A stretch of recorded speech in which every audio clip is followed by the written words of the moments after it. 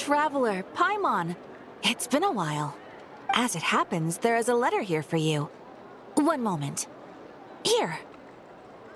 A letter? From who? Dear Diary, I'm Kale. I work as a trainee forest ranger under my master, Tainari. I'm also studying at the academia.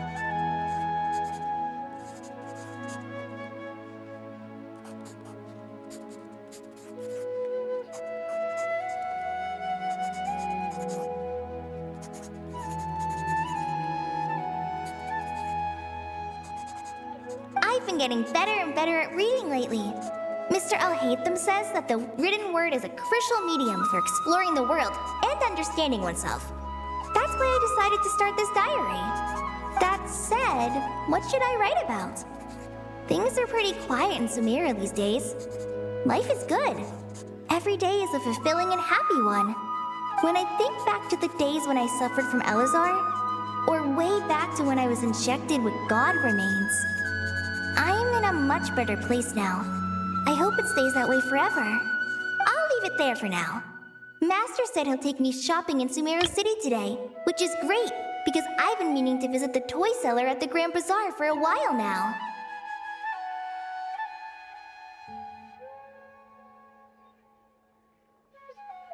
Kale, time to go.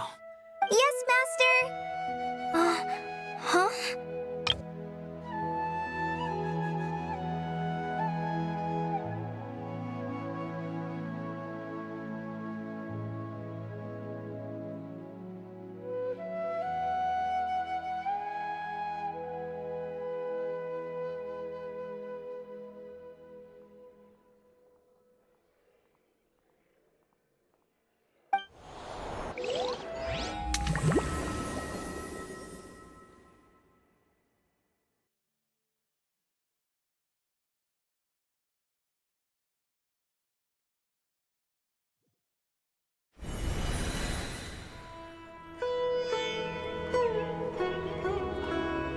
What's wrong, Kale? Is there something on my face? No, sorry. I didn't mean to stare. Did Master Tainari send you to pick me up? Master Tainari? What are you talking about? Tainari is the General Mahamatra. He's probably busy arresting criminals in Sumeru City. I mean, if that's what floats your boat, I can introduce you, but... Wait, Master Tainari is the General Mahamatra? But what about Mr. Sino? Sorry? Oh, you mean that guy who just joined the Vahumana Darshan? Rumor has it he's the leader of the Temple of Silence. If that's true, it's pretty impressive. Sounds like you've been getting to know more and more people since you joined the academia. That's great, but don't let your forest ranger duties fall by the wayside, okay? What's going on? Sethos is acting like he's my master, and Master Tainari has taken over Mr. Sino's job. Is this some kind of prank? If so, it's a weird choice of prank. But anyway, Sethos doesn't look like he's joking. What is this all about? Hey, you're zoning out again. I'm gonna buy some tools for the rangers. Why don't you stretch your legs a bit? It's been a while since you last visited the city, right? Wait! He's right. It has been a while since I last visited Sumeru City. Was it always like this? I mean, it feels familiar, yet somehow... something seems different.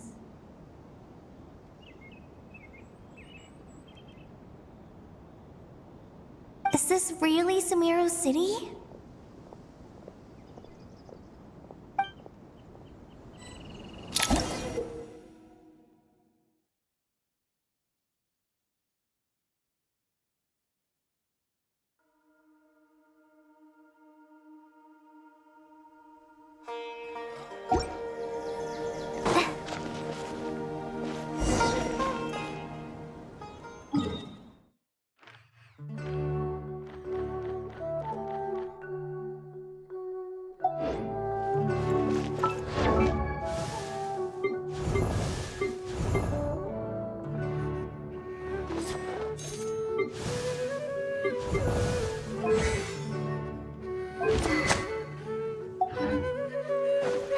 you see who just walked by? I think she's that famous merc. Hey, did you see who just walked? Yeah, it's gotta be her. That red hair gives her away. The Flame Mane. They say she can take down a dozen tough guys with just one hand.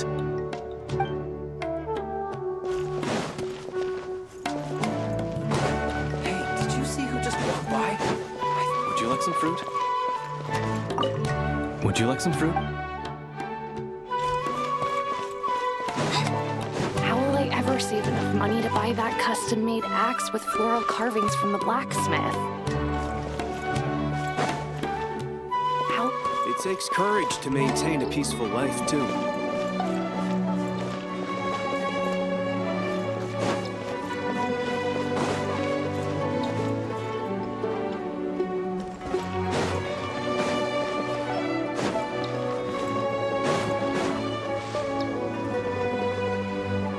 Lord Kabe Bay, did you get a chance to review this month's accounts? Any feedback? You mean the version you sent over a few days ago? Yeah, I took a look when I received it. I was thinking that maybe our profit margin is a little excessive. I visited some of our commercial partners last month. Their earnings are very slim. Are you suggesting that we give up some of our profits for them? Well, since we have more than we need, yes. Making money for its own sake is pointless. Don't worry, I've already planned for it, and the numbers look fine. We can adjust the rates starting from next month. Also, about that designer you hired, I've had to revise his proposal 3 times now, but he just doesn't seem to... Let's cut our losses. Pay him his fee and send him on his way. I'd like you to get Layla on this instead. She was Cyrus's student, and she designed the Palace of Alcazarzare. Seems like a much safer choice. Who's sneaking around over there? Mr. Cave? Do you recognize this person, sir? Yes, it's all right. We've met. This is Kale, Sethos' trainee. He brought her along the last time I went for drinks with him. What brings you to the city, Kale? Is your master here too? No, this is all wrong! Why is Mr. Cave saying that too?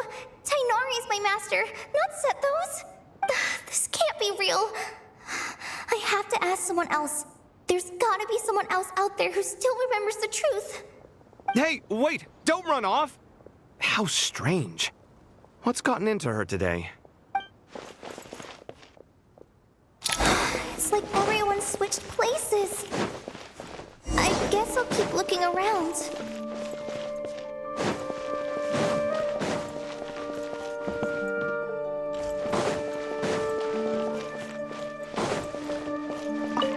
The Grand Sage always used to disappear the moment he got off work, but recently, for whatever reason, he's been seen sifting through records in the House of Dana late into the night. We asked him if there was anything unusual going on, but he answered us with a question of his own. Don't you find it strange that someone with my personality would willingly accept the position of sage?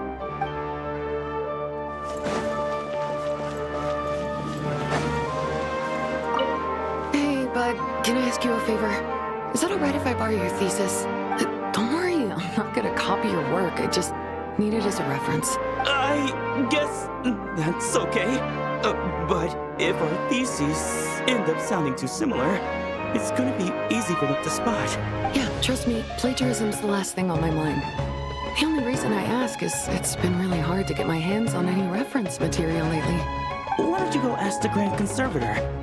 Candace should be able to find you what you need. She's super friendly. I'm sure she'll be happy to help. Really? I always assumed she'd be tough to negotiate with. Fair enough. I'll try my luck at the House of Dana later then. Would you like a cup of coffee? Would you like a cup of coffee? The store's been pretty busy lately. Lots of customers have been feeding Ashru, who watches over the shop, and now Ashru's put on quite a lot of weight. Maybe I should put up a sign saying, please don't feed the cat.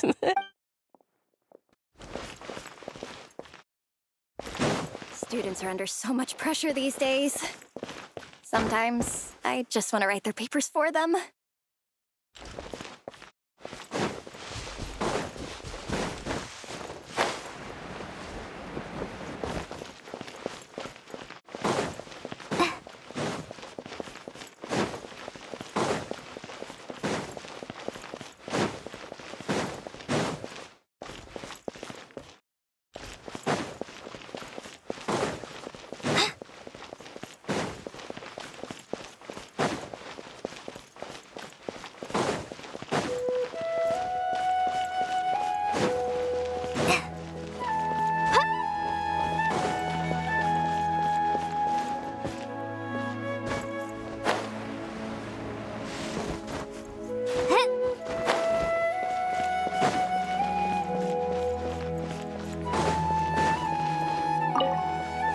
Mr. Sino?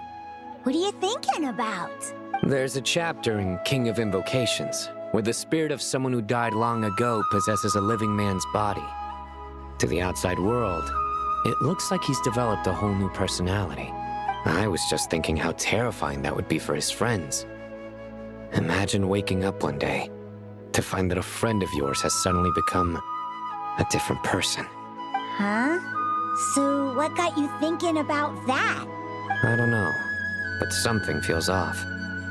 Everything looks fine on the surface, but can human perception really be trusted?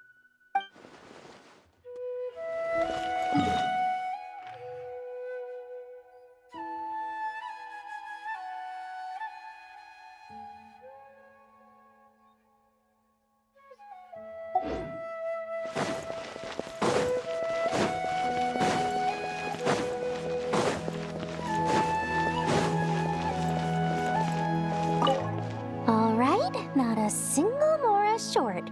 That covers you for this month's rent. What a relief. I was worried the design fees I received this month wouldn't be enough. Well, next time, don't fret. Just let me know and I'll give you a few days' grace. We've known each other long enough for that. Anyway, how are you settling in? I couldn't help but notice that you're staying up late quite often. Yeah, I can't explain it. I just feel more inspired at night. Once I get in the zone, I can race through a whole bunch of drafts, no problem. But what about you? I keep hearing you sighing these days. Is everything okay? Well, it's just... Don't you think this house is a little small? I guess I should be used to it after living here for so many years. But for some reason, I've been feeling claustrophobic recently. I want to move somewhere bigger. Once I've made enough Mora, I'm gonna buy a huge new house. As big as... at least as big as the Palace of Alcazarzaray. That sounds really expensive. True. I'll never be able to afford it on a scribe's salary alone. I need to find another way.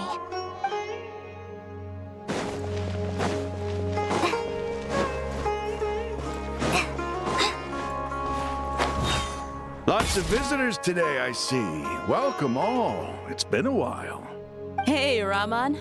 You know that guy who sells face powder on Treasure Street? I haven't seen him around in a while. Any idea what happened to him? Oh, you mean a Hongar? Yeah, he got into a brawl with Shavirme on Treasure Street. He's been banned from setting up shop there for now. Seriously? Oh, well, that's a shame. I was planning to pick out some makeup for you.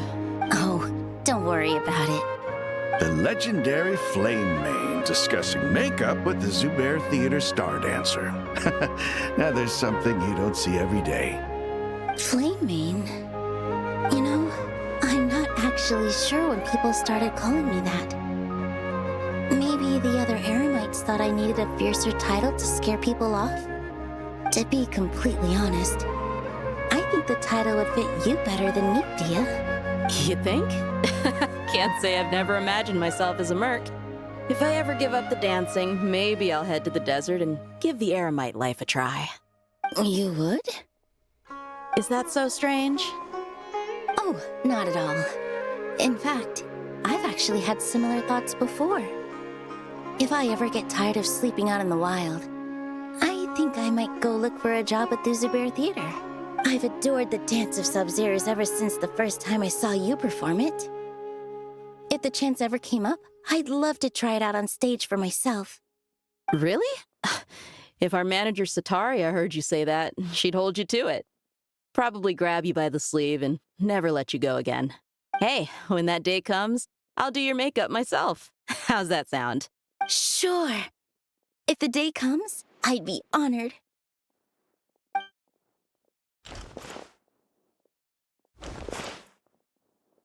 Everyone I know, everything I've ever known, suddenly it's all a jumbled mess. The question is, who's right? Them or me? Oh, my head feels so heavy. I can't think straight. Mahamatra Tainari, we've apprehended the suspect. They say that the fool is prone to blind faith, but the wise man is not immune to it either. Suraj, do you have anything to say in your defense? Tainari, you were the one who turned the sages against me. Just a few words of caution from you was all it took to destroy my research. And now you're trying to stop me again? You should know that mechanical life is the future! We must cast aside our useless flesh and— That's enough. I'm not in the mood to listen to your lunacy. Anyone could tell you how amateur your work is. Karina, Ilias, put him somewhere safely out of the way. Yes, sir. Next on the agenda is... Master? What is it? Wait, did Professor Zahahati send you? She's been encouraging me to take on an apprentice. Might be getting a bit ahead of herself there, though. No, Master! It's me! Kale! Listen to me. Something really weird is going on in Sumeru City. It's like everyone's identities have switched around. You're not the General Mahamatra. You're a forest watcher. Just yesterday, we agreed to come to Sumeru City today to go shopping together and... All right, there's no rush. Let's back up a little. Your name is Kale, correct? Although this is our first meeting, you do seem strangely familiar somehow. Is there anything I can help you with?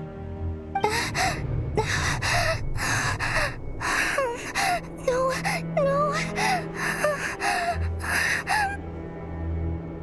Master! What is it?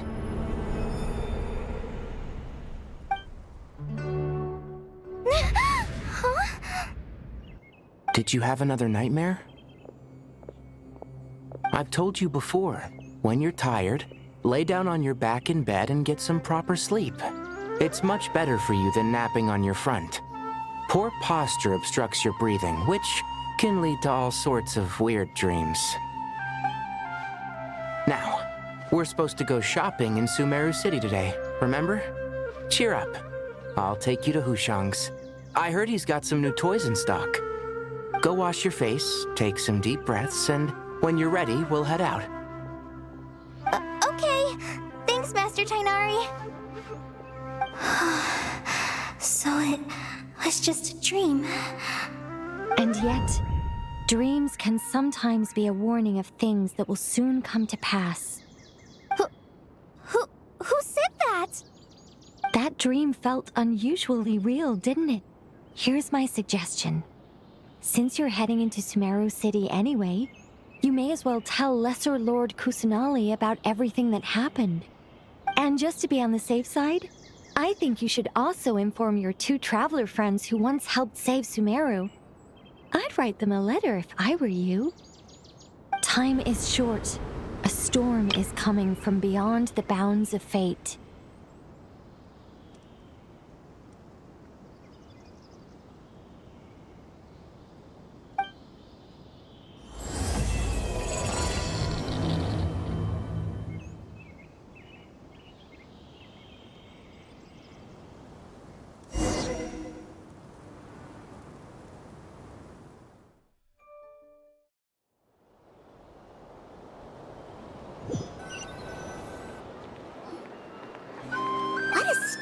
Situation.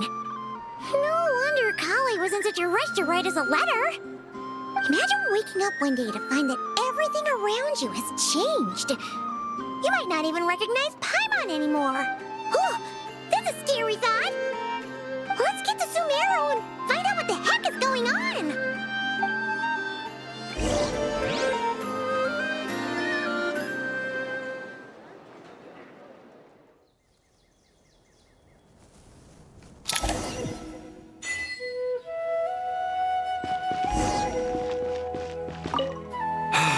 I can't believe I have to move so far away on such short notice. I made an automatic watering device so that my flowers won't wither and die while I'm away from home. Hey, do you think renovation works is the real reason they're moving us to Caravan Rebat? There's a rumor going around that Sumeru City's buildings aren't earthquake resistant enough. Maybe that's it? All we...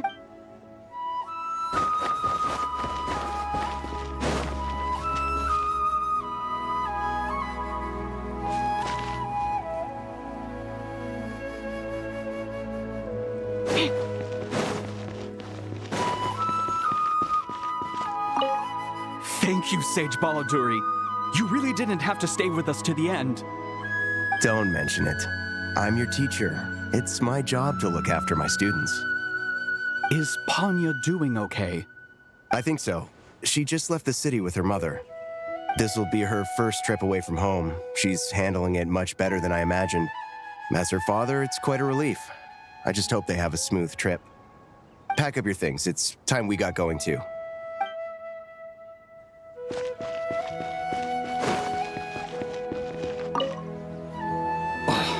As if work and family aren't enough to deal with already. Now they're telling us to move to Caravan Rebot because of renovations? Huh. I bet it's just some vanity project. I don't trust the Dendro Archon, nor any of the sages. Especially not that new Grand Sage, what's his name, Nephis? If you ask me, he's the worst of the bunch.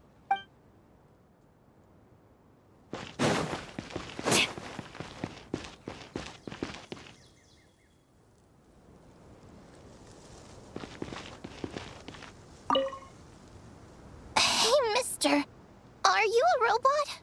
Shh! Look! He's pretending to be human! He definitely doesn't want anyone to find out he's a robot. I am a robot. I was designed to infiltrate the human world undetected. My mission is to find an opportunity to destroy humanity. I knew it! It's just like in the picture books. What do we do? We're the only ones who know his secret, right? Surely he won't silence us for good. You have discovered my secret. Now I must take you as my prisoners. I will tickle your feet until you join the robot army. Don't be afraid. I'll protect you. Take this, robot! Ow, ow, stop, stop! I was just kidding. I'm human. I'm human!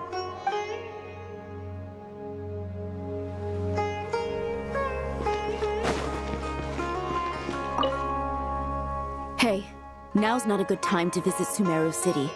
We're actually getting ready to move out ourselves.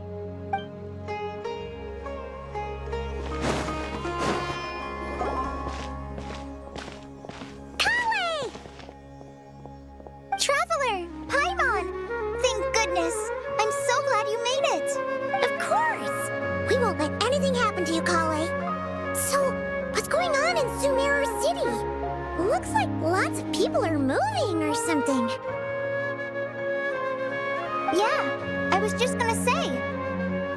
After I wrote my letter, Master and I went to Sumeru City and told the Dendro Archon everything that I experienced, from start to finish.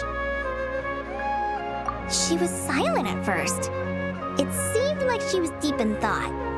Then the next day, we got told that she was ordering everyone to leave Sumeru City immediately and move to Caravan Rebot. The entire population of the city has to move? Not just Sumeru City. The evacuation also includes Lokapala Jungle, Avidia Forest, Ashavan Realm, and Ardravi Valley. Basically, everyone living in the rainforest must temporarily relocate to Caravan Rebot. Holy smokes! It's crazy! Yes, it's quite an operation. Even if people only bring the bare essentials, the scale is simply enormous. They've requisitioned almost all the Sumpter Beasts in Sumeru for the task, including the entirety of Dori's Sumpter Beast Park. The Dendro Archon said that what Kale experienced was not a dream, but a warning. After our meeting, she immediately summoned the 6 sages to analyze the situation and discuss countermeasures. They concluded that the events seen in the dream are very likely to become a reality, and that an unknown danger is rapidly approaching. Oh, please keep that to yourself. We don't want to cause widespread panic. The official reason they've given is a large-scale renovation of the rainforest ecosystem. People are skeptical, but there haven't been any major incidents. So far, at least. The Dendro Archon seemed really worried when we spoke to her. She said you can go visit her in the Sanctuary of Surasthana when you arrive. She also said she'd hold out until the very end. Tainari? Kale? You got a minute? I need a hand here.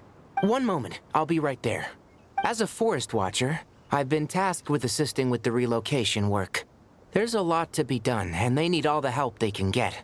This will be the final group of evacuees from Sumeru City. While they're away from home, they'll be heavily reliant on outside help. Thank you for coming in our time of need. As you can see, another crisis is upon us. Excuse me, sorry to trouble you, but could you help an old man find his medicine? It's buried somewhere in my luggage. Where's my mom? Where did she go? Don't worry. It'll be okay. Those items are worth a small fortune. Make sure you store them somewhere safe. You understand? I bet you thought you'd get away with this in the chaos, huh? Guess again. No petty thief gets past me.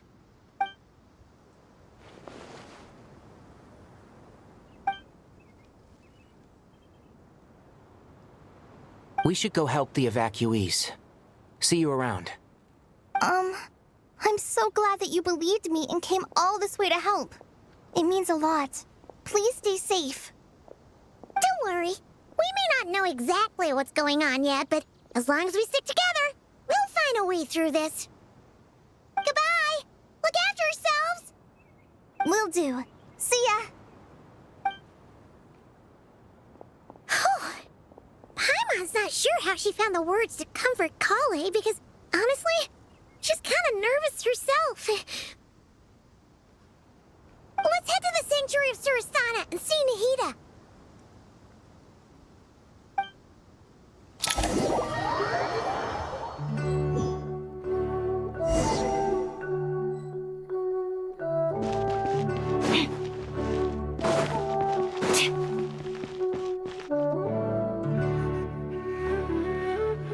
Who goes there?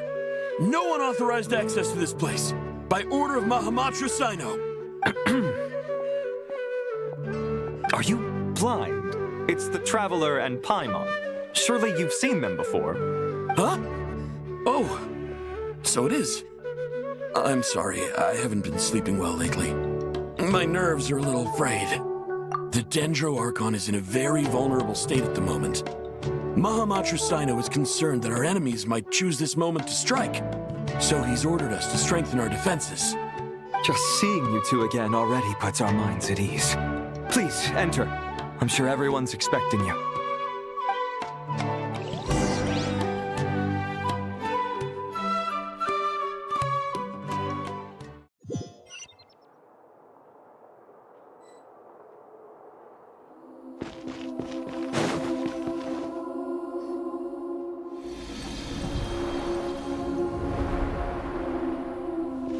Traveler, Paimon, you made it. Aha! Perfect timing. Reliable helpers like you are just what we need right now. Oh, it's good to see everyone again. Kale gave us a rough idea of what's going on, but we still have a lot of questions. What kind of danger is Sumeru City in exactly? And how come everyone has to move to Caravan Rebot? At this stage, we can't be certain. We're investigating, but no definitive answers yet. I take it that Kale told you about her strange dream? Yeah. Apparently, everyone in Sumeru City was acting super weird. Even you guys. It was like you'd all switched places. That's right. Kale and Tainari reported the situation to the Dendro Archon. She believes that it wasn't merely a dream, and that whatever it was has something to do with Irminsul. It's a reasonable inference. Only through Irminsul can people's memory and cognition be so significantly modified in such a short time. We don't know why Kale would dream of these things, nor who was trying to warn her. The Dendro Archon decided to connect to Irminsul to investigate more thoroughly. Irminsul is connected directly to the ley lines. The tree serves as a central hub where the ley lines converge. and its core function is to record and store the world's knowledge and memories. But something has gone awry, severely compromising the performance of this core function. Information is bottlenecking inside Irminsul, hampering the ley line's flow. If this continues, new information will languish unrecorded, with existing records thrown into disarray. In short, the souls of the dead will be stranded, while the living have their sense of reality warped. In the long run, Kale's dream could well become a reality. And that's just the beginning. There's no telling what other nightmares could end up coming true.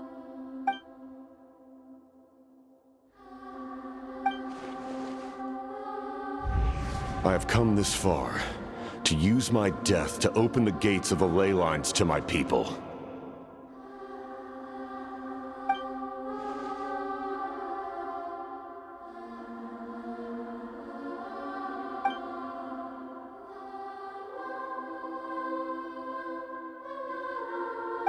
Faced with a growing backlog of information, the Dendro Archon decided to connect herself directly to Irminsul and take over the recording and processing function herself.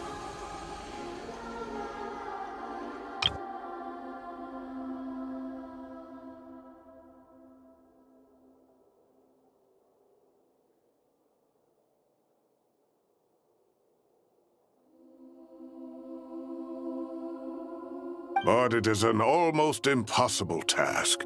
Individual brains aren't equipped to deal with the sheer volume of knowledge and memories involved. All that information flooding in at once would instantly fry any human mind. And for a god, even for a god, the suffering must be unimaginable. The Dendro Archon's power originates from Irminsul. Any issue with the tree itself takes a toll on her to begin with. On top of that, she's subjecting herself to the grueling task of processing all that data. It must be torture for her. And despite all of this, she is somehow finding the strength to investigate the Irminsul situation from within and send us her findings. I finished analyzing the latest data.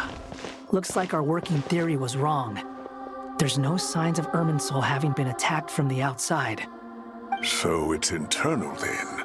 Some sort of disease, perhaps? No. I've spent half my life studying the ley lines. If Irminsul malfunctioned this easily, the world would have met its end long ago.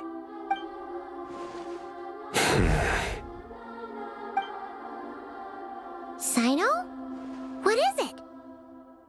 Not long ago, I got a tip from the Core of 30 that a large number of unidentified merchant caravans had recently been spotted entering Sumeru through Beta Harbor.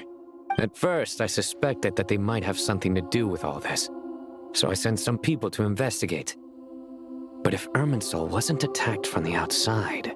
Don't you think there are more important things to worry about right now than guessing who's behind all this? It's been over 12 hours with no new intel.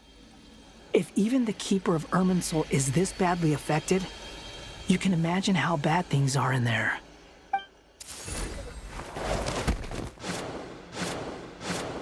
Dendro Archon.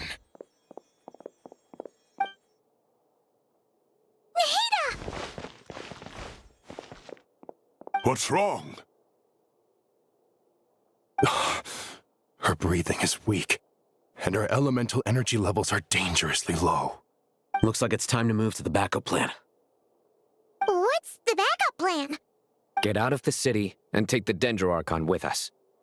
The entrance to Irminsul is directly beneath the sanctuary of Surasthana. That means this is ground zero if anything goes wrong. The Dendro Archon has a very strong connection to Irminsul. But theoretically, this connection should grow weaker with distance.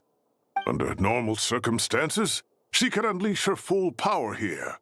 But with Irminsul out of control, our first priority is to get her away from here. The situation is critical. There's no time to deliberate. Everyone in agreement?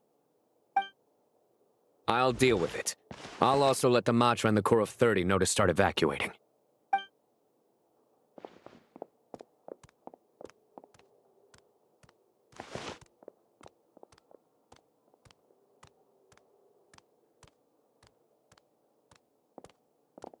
Let's go. No sense grieving when there's nothing more we can do. Agreed.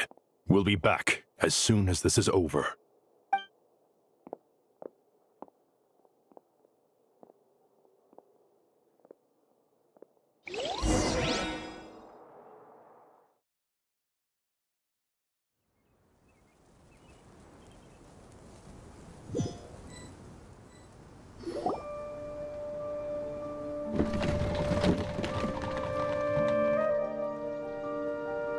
The last group of civilians has been safely evacuated.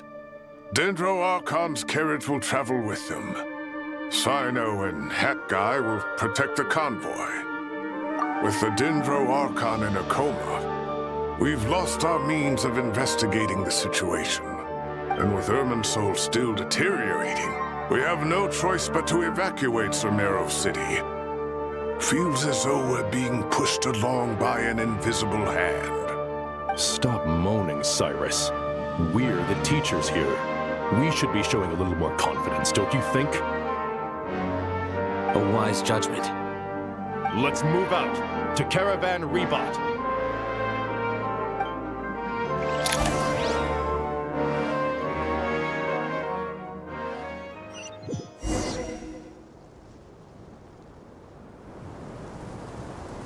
Sir, all units are in position. Good. Everything is going to plan. Interfering with Sumeru City is a necessary step, so do not hesitate. The Irminsul situation will not harm you. We need to speed things up here, too. We don't want to keep our client waiting, do we? No, sir. You have my word. Everything will be completed on schedule.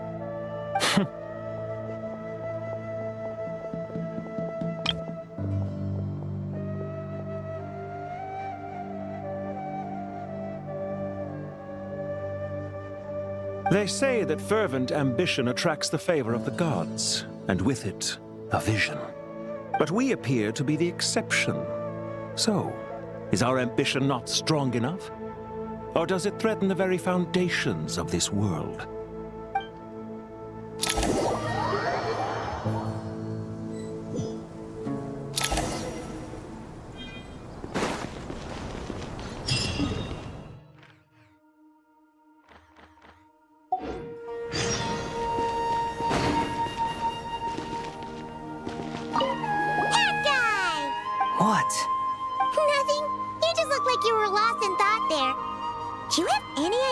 What's going on?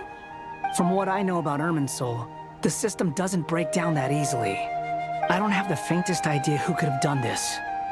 Actually, one name did cross my mind. But, he's already dead.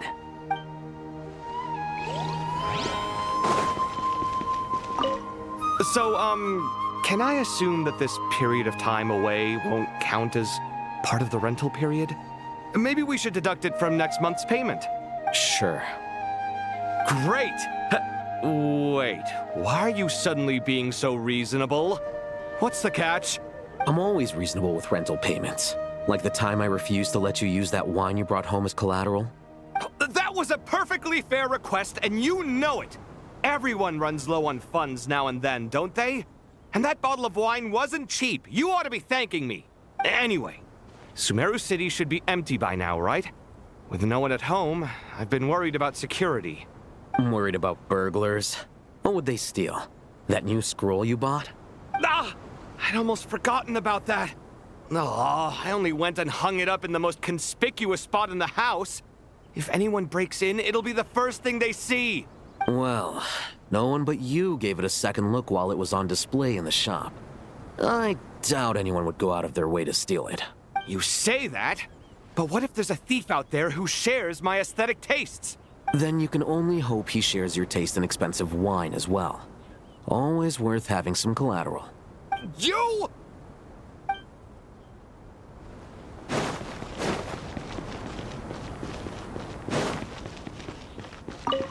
Keep your eyes peeled. It's down to us to maintain order at this time. This is a direct command from the Mahamata. Everyone stay vigilant. We cannot allow bad actors to take advantage of the chaos.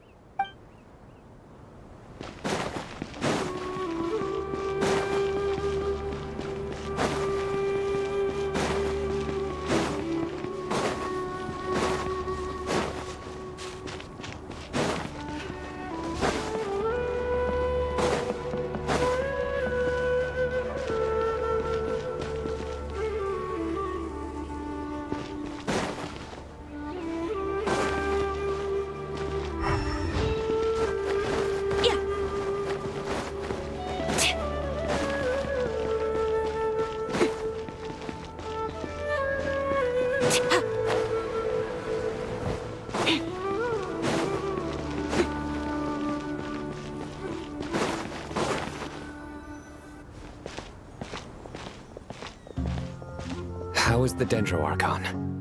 Her breathing is steady. I prepared some therapeutic incense for her, but it hasn't had much effect. Her vitals are still very weak. Based on the information you've provided, I have a working hypothesis. Her condition is partly due to Irminsul's influence, and partly due to a physiological imbalance caused by the rapid depletion of her power. Elemental energy usually flows through the body at a relatively constant rate. The body grows accustomed to this rhythm, so when it's thrown out of balance, physical symptoms will appear. Is this similar to the ley lines?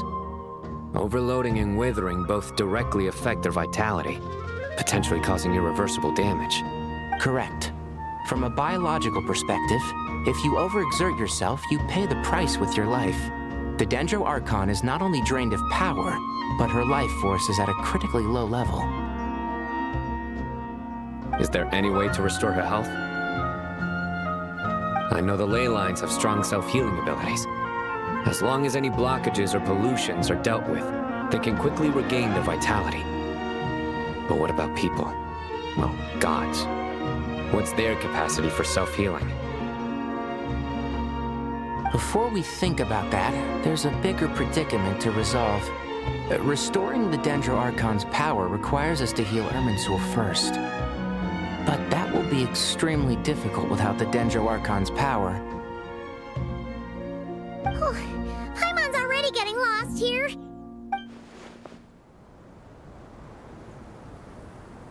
Master Tighnari and Cyno look so serious.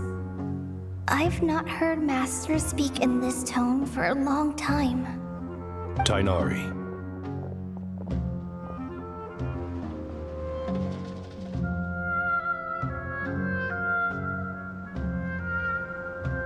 Master Nephis, sages. Tighnari, haven't seen you in ages. Have you gotten taller? Or did your ears get longer? Hopefully the former, Uncle Baladuri. Cyno, where's Professor Cyrus? I thought he'd be with you. He went out into the wild to investigate the situation. He said that the Irminsul anomaly will likely start to affect the real world soon. He shouldn't be trotting around alone at his age. Which way did he go? I'll look for him later. Would someone mind introducing us? Ah, yes, of course. Allow me to do the honors. I'm sure we're all familiar with the Traveler and Paimon. They're the heroes who helped foil Azar's conspiracy and save Sumeru. These gentlemen and I are the 6 current sages of the Academia. Balduri and I are part of the Old Guard, while the other 4 took office after Azar and his clique fell from power. We have Sage Alkindi of the Spantamad Darshan, Sage Farnas of Kasharawal, Rataoist Sage Shakir, and finally Harabatot Sage Rusht. Nice to meet you all! I've heard much about you. Delighted to finally meet you in person. You're younger than I imagined for someone with the power to stand up to fate itself. Thank you for lending your aid to Sumeru once more. Once we're on the other side of this, could we get a photo together? My daughter has a friend named Isak. He's always talking about you two. Of course! No true hero would deny a child their wish. Back to business. So with the Dendroarchon currently in a coma, the people have taken temporary refuge at Caravan Rebot, but they cannot stay here forever. We need to come up with a plan as soon as possible. Farnas, any thoughts? Well, firstly, having reviewed the data, I'm inclined to agree with your assessment. This doesn't look like an attack on Irminsul from the outside. Rather, it resembles a malfunctioning machine. Calculations going haywire and sparks flying. That being said, before we consider how to fix it, we need to understand precisely what has gone wrong. Furthermore, we somehow need to ascertain this without relying on the Dendro Archon's power. We have no direct access to Irminsul. However, we might be able to gather the information we need from the ley lines. Study the branches to learn about the trunk, in other words. Wait, is that what Cyrus is up to? No wonder he ran off to research in the wild. Curse is always one step ahead of me, isn't he? I heard that while in the sanctuary of Surasthana, the Dendro Archon had to serve as the central information hub herself. This is a clear sign the situation within Irminsul might be far worse than we can imagine. Irminsul is vital, not just to the safety of Sumeru, but to all of Teyvat. We must be the ones to bear responsibility for this world. To be on the safe side, I think we need to consider some backup plans. Are you saying we should consider a scenario in which Irminsul is completely destroyed? I'm merely pointing out that the possibility exists. You have a valid point. But until worst comes to worst, I believe we should focus our efforts on resolving the Irminsul anomaly and helping it recover. Kale, I understand that you were the first to foresee this crisis. If it's all right, I'd like to talk with you about it in more detail. Of course, but even I don't know how I came to have that dream. If there are no signs of external damage, could it be a stress fracture? Metals tend to suffer from this issue with long-term use, and Irminsul has existed for centuries, after all. It's possible, but surely a stress fracture would be more likely to cause a complete shutdown rather than chaos. Sages, General Mahamatra, sorry to interrupt, but something has come up. What happened? Some citizens didn't believe that Sumeru City was really in any danger. They slipped away and hid during the relocation, intending to return home. How many people are we talking? About a dozen. Sakura found them while on patrol, but they appeared to be suffering from psychosis. For whatever reason, they were trying to kill each other. By the time we arrived, there were only 2 survivors. One was unconscious from their injuries. The other tried to attack us, but was subdued. Where did this happen? Near Yasna Monument. That's not far from Caravan Rebot. Master. I know. The Irminsul anomaly is beginning to have effects in the world. I didn't expect it to spread to Yasna Monument so soon. It almost feels like we're being chased relentlessly, with no time to catch our breath. Sir Cyrus said the same thing. He sent me back to report in, while he continues investigating. I'll go join him. Count me in too. Don't let my age fool you. I can still fend for myself. Very well. Meanwhile, the rest of us will continue discussing our next steps. Get back soon. Take care of yourselves. It's getting dangerous out there.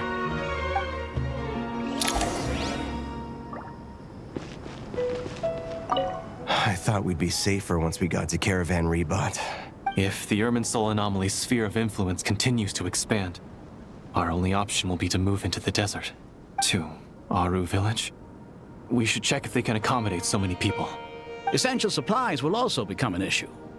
We were only able to relocate here so quickly because Caravan Rebot is well stocked.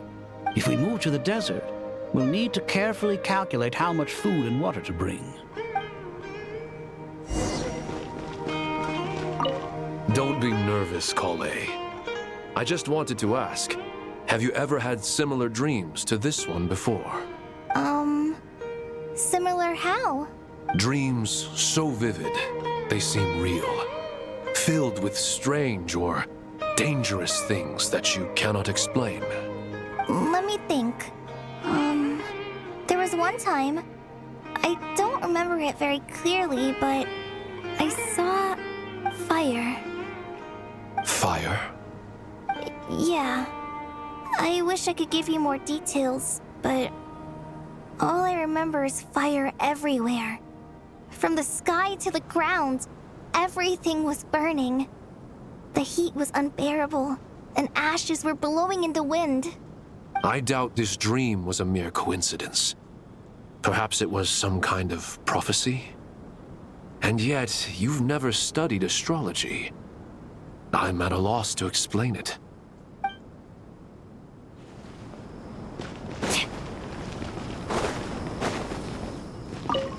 Thank you for everything, Tainari.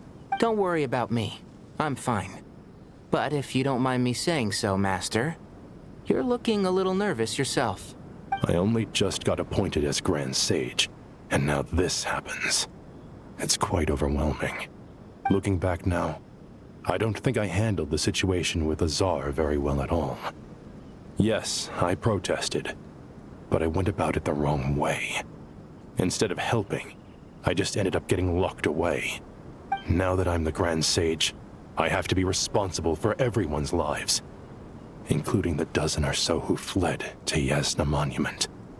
I can't help but blame myself for their deaths. It's only natural that you want to do the best job you can, but Master, we both know perfection is impossible. You're right. We may well be heading into the desert before long. Feeling up to it? We left in such a hurry that I didn't bring any sun lotion, but I'm sure I can make some from local ingredients here. That was a big part of my graduation thesis, after all. Still remember? Of course, like it was yesterday. I remember asking you if you'd like to stay and teach, but you turned me down without a moment's consideration. Anyone else would fight tooth and nail for the chance to research by my side, but you couldn't get out the door fast enough. Weren't you afraid I'd hold up your thesis and stop you from graduating? If you'd pulled a move like that, I would have reported you to the Matra right away. You wouldn't give me a second chance? What about the bond between mentor and student? No, Master.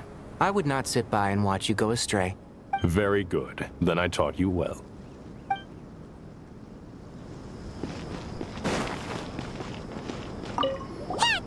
What? Nothing. From what I know about, I don't have the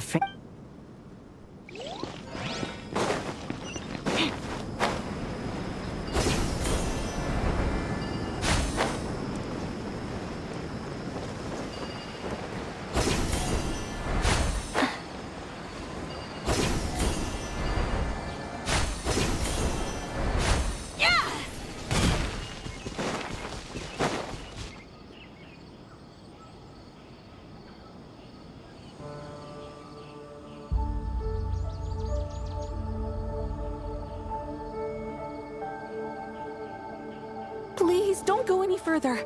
As you get closer to Sumeru City, there's no knowing what dangers you might encounter. So this is our mentally disturbed man? I'm going to gut you all!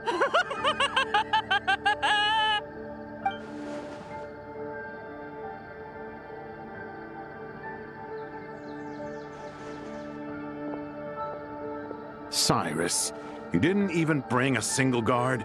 Do you think you're some sort of warrior? It's fine. Come here and look at this. Oh, it's... That's right. Flowers that bloom from openings in the ley lines, indicating some sort of anomaly. I don't believe I've ever seen a color like this before. Did you discover it nearby? Not just here. Way over there, too. They're everywhere. There's even more in that direction. How did you ascertain the situation further ahead? Didn't you just say that we can't go beyond this point? Yes. This area is relatively safe so far. But if you continue forward, delusions will start afflicting your mind. However, some vision-bearing mercenaries were able to maintain their sanity a little better. They're the ones who brought back news from further afield. Sino, do you remember the class I taught on dissecting ley line blossoms? I do, Professor. I received full marks in that course. Good. After all these years, it's time to put that knowledge into practice. There must be anomalous information hidden within these blossoms. Alkindi, I'll need your help as well. Been a while since we worked on a project together, hasn't it? Sure has. Well, what are we waiting for? Let's get to work. Anything we can do to help?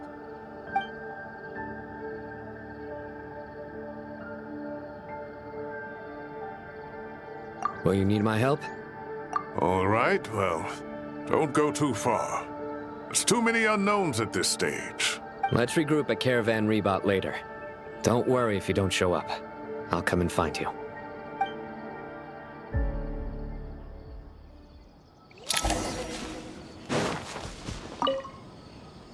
All right, well... Let's regroup at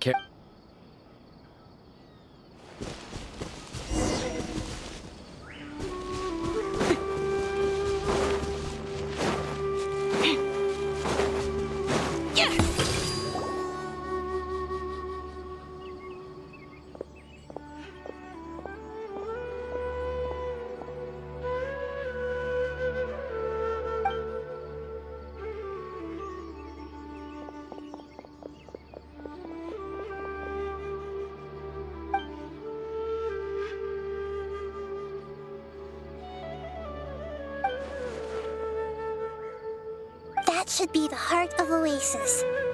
All we need to do is light it with the fire seed, and it'll restore a pep with elemental power. The damage it suffered internally will also slowly begin to heal.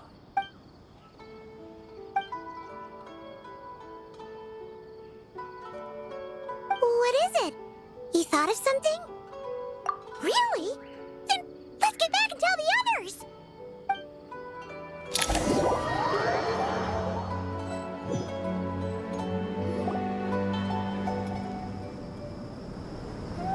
Whew. Glad to see you've returned safe and sound. Any longer and we would have gone out looking for you. Well, this is a nice surprise. Paimon sure feels better with everyone we know here. We've made some progress, so let's start by giving you and Paimon a quick update.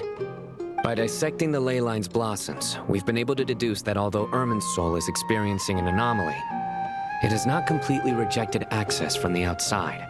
The Dendro Archon has the power to connect to Irmin's soul, but there's also another way. I assume you recall the devices everyone was wearing when you first arrived in Sumeru? Devices? Oh, wait. You mean... The Akasha terminals? That's right. Of course! It's been so long, Paimon almost forgot all about the Akasha. Wasn't it shut down, though? Yes, but although the system isn't currently operational, the technological infrastructure is all still there. And it turns out that a certain someone gets so bored at work that he's actually read through every single one of the instruction manuals.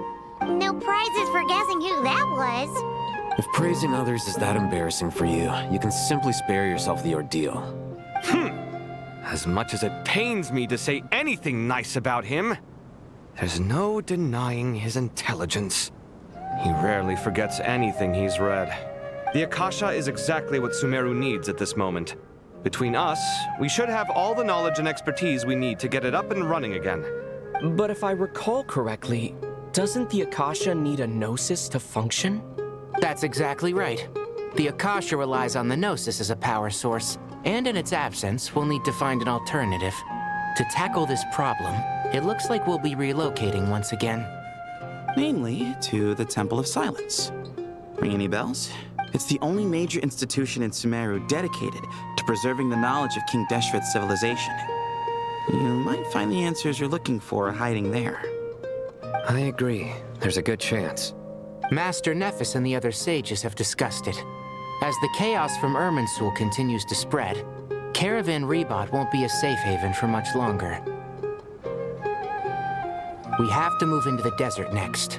The scholars and sages will head to the Temple of Silence, while the civilian population seeks refuge in Aru village. The Eremites will keep everyone safe during the journey, and Candace will be there to receive us at the village. This leaves us just one thing to worry about. That Dendro Archon. She's very weak. We can't afford to wait until Irminsul is fixed. There has to be another way to help her. Huh. Well, luckily, the Traveler had a eureka moment while we were out investigating. Really?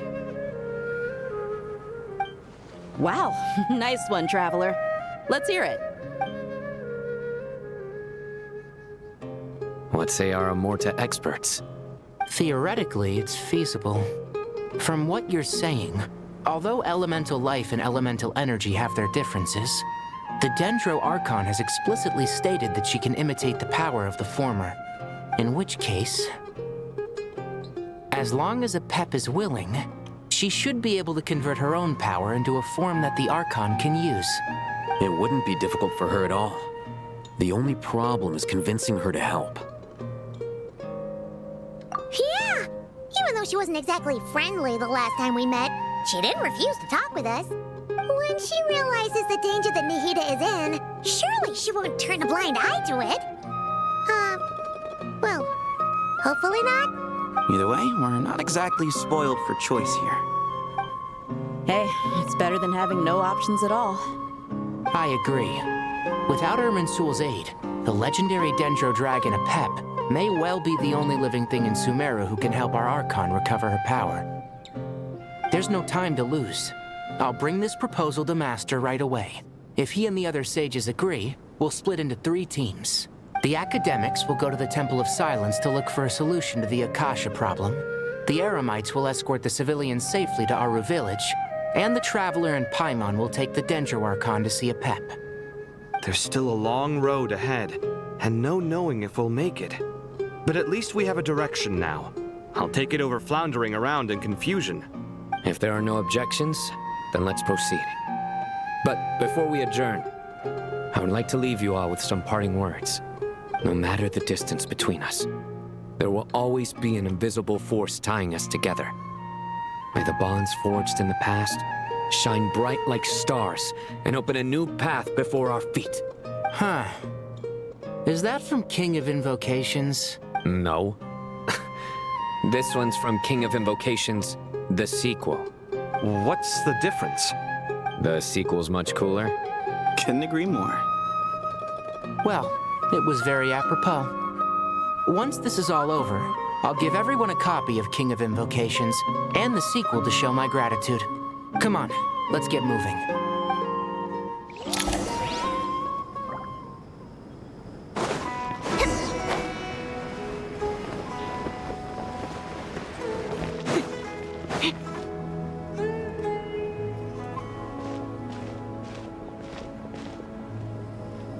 Tighnari has brought me up to speed. I approve of your plan of action, but we can't proceed with everything right away. The people need to rest. For many of them, this will be their first time in the desert, so we'll need to find additional personnel to help escort them. You two, please go on ahead with the Dendro Archon. Let's rendezvous at the Temple of Silence later. No problem. We got this. Words can't express my gratitude, so let me just say, I hope everything goes smoothly for all of us. Goodbye for now. All right, let's get going. If Paimon remembers correctly, the last time we saw a Pep was in... Traveler, Paimon. Could I borrow you guys for a moment? It'll only take a second. Kale, what's the matter? Well, the thing is, Master Tighnari once told me, after you raise a problem, you should think about how to resolve it. But ever since I had that dream, I feel like I haven't been of any help at all. I tried my best to keep up with the conversation, but there was so much new information, I couldn't take it all in. So, I just wanted to ask, do you have any tips for me there? Paimon knows exactly how you feel. But fear not, everything you need to know is right here in Paimon's notes. Sumeru chapter. It's got tons of info about all the... things we've seen and heard on our adventures. Some parts are a little simplified, but hopefully it all makes sense. You see? Being the greatest guide in Tibet isn't just a fancy title. It takes a lot of hard work. Paimon Can doesn't always understand the things you're talking about with other people. Whenever that happens, she notes down the confusing parts and goes over them in her own time. This is perfect. Could I borrow it? Sure. Matter of fact, you can keep it if you want. Paimon has another copy. The spare copy was originally meant for the Traveler. Paimon used to worry that one day he might not need a guide anymore, so she wanted to have a gift for him, in case we ever parted ways. But it doesn't seem so necessary nowadays. We have so many more places to see together. One copy will be enough for both of us. Thank you so much. But still, these are your treasured memories. I think I'll make my own copy and then return the original to you. Anyway, that was all. I won't keep you any longer. Have a safe trip. See you again soon. See ya! Alright, time to bring the Hida to see a pep. Let's hope that old grouch is in a negotiating mood. Hey?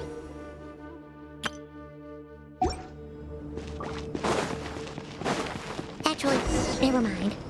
In a pap size, Nervalet's probably one of those dragons who's grown too close to humankind. They might end up fighting for all we know.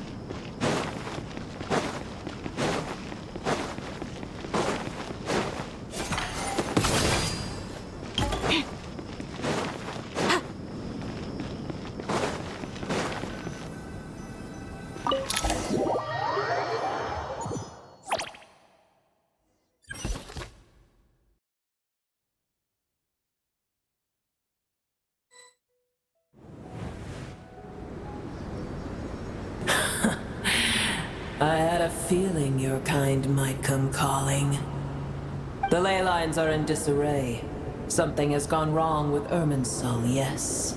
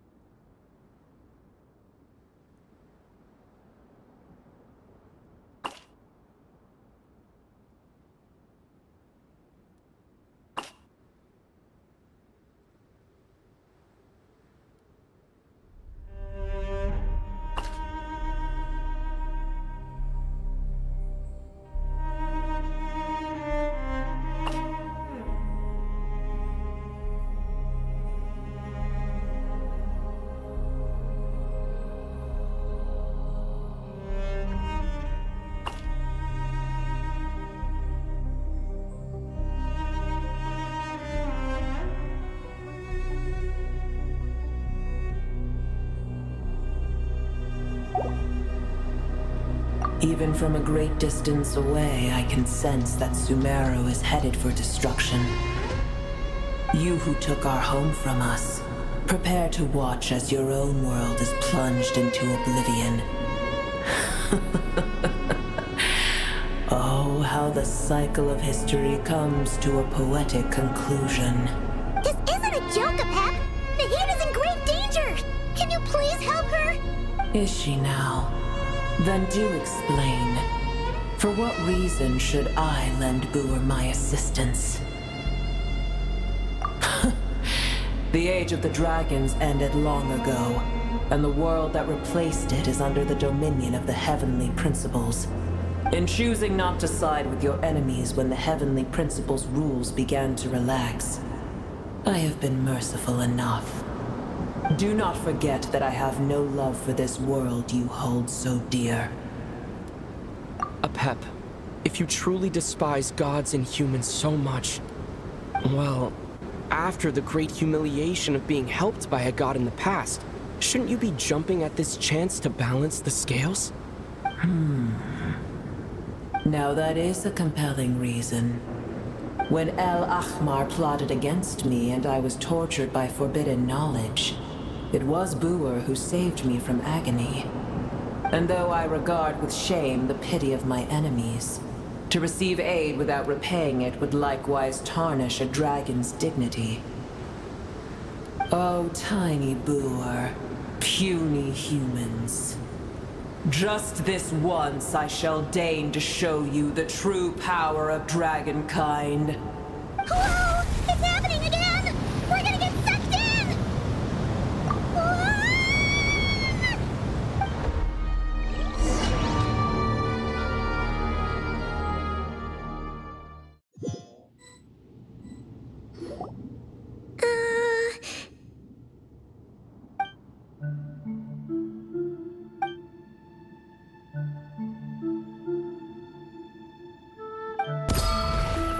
It is done.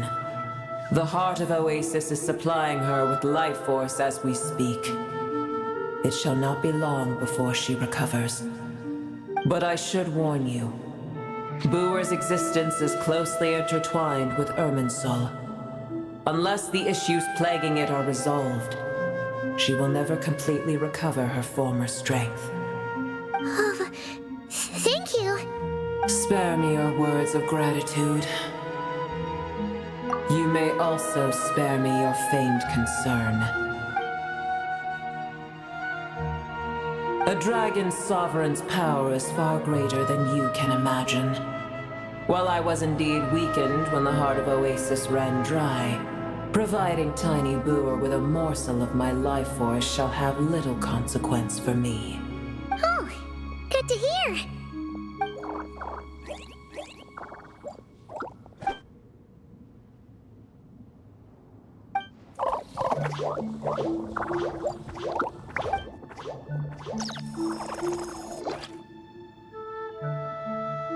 Ever held in high favor, I see. Well, you know. The compliment was sincere. Simply accept it.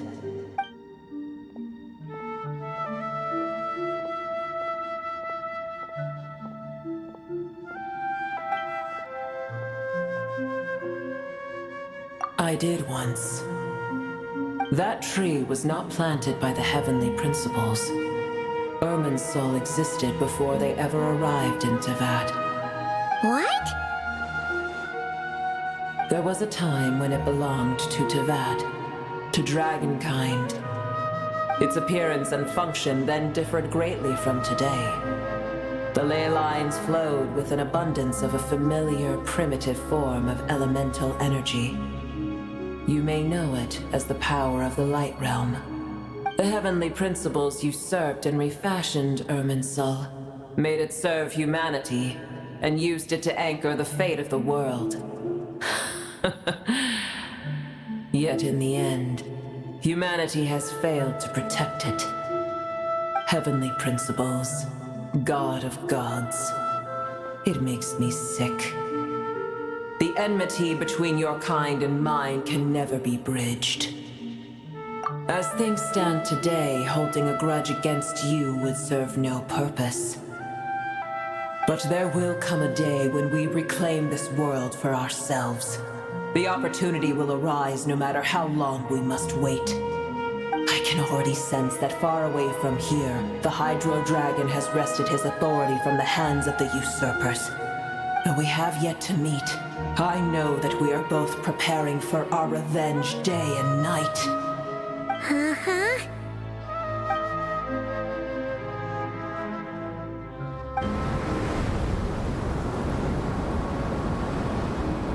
I hear a great disturbance out there.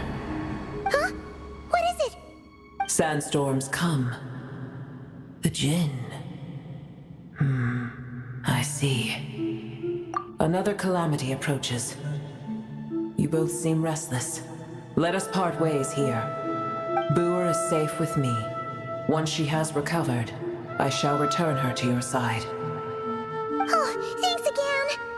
Take care, all right? I told you already I have no need of your feigned concern.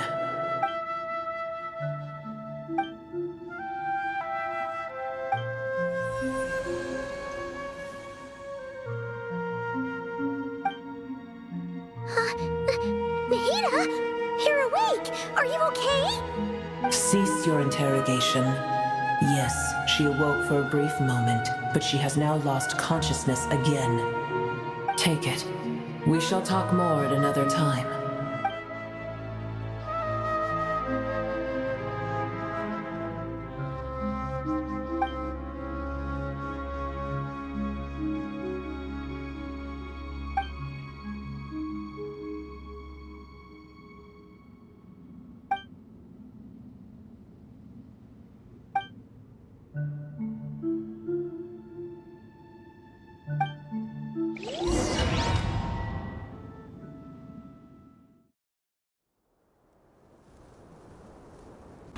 Where the heck are we? Did they just dump us in the middle of nowhere? Wait. No. Paimon remembers now. The Temple of Silence is over that way. Come on, let's go find the others.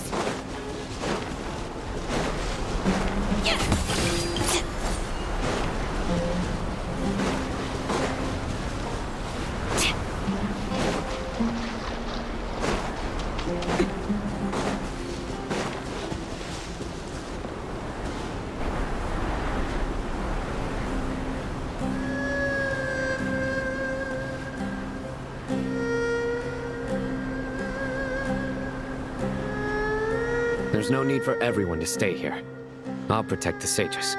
The rest of you, return to Aru village. Yes, Mahamatra Sino.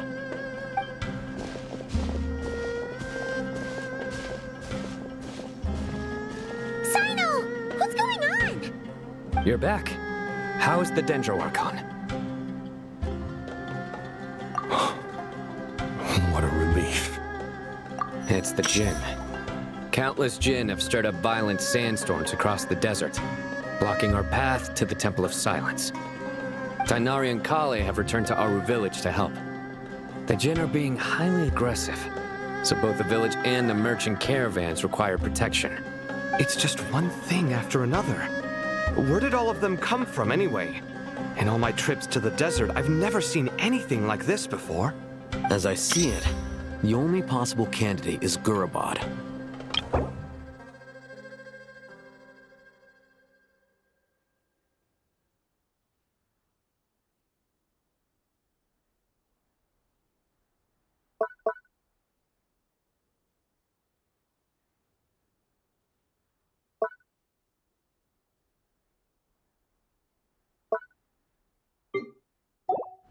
Gurabad? Baladuri could explain in more detail if he were here. All I know is a rumor I've heard about from previous trips to the desert. Supposedly, a great number of dormant Jinn lie sealed beneath that city.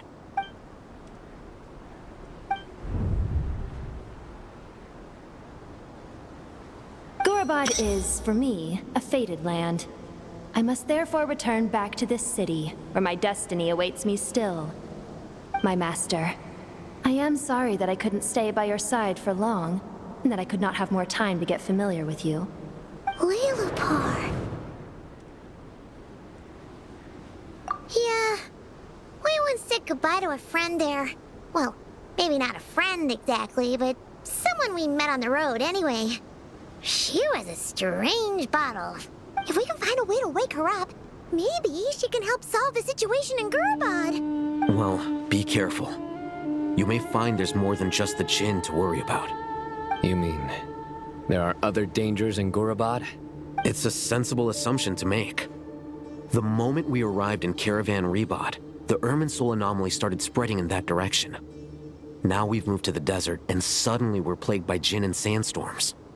To call it a coincidence would be a stretch. Don't worry, we've gotten a lot stronger since our last stint in Sumeru. Ah! When did they show up? It appears the monsters native to the desert have been stirred by the Jinn's activity.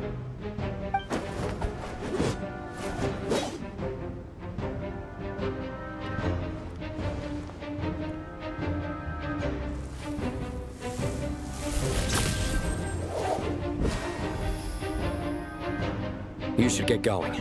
We'll take care of things here.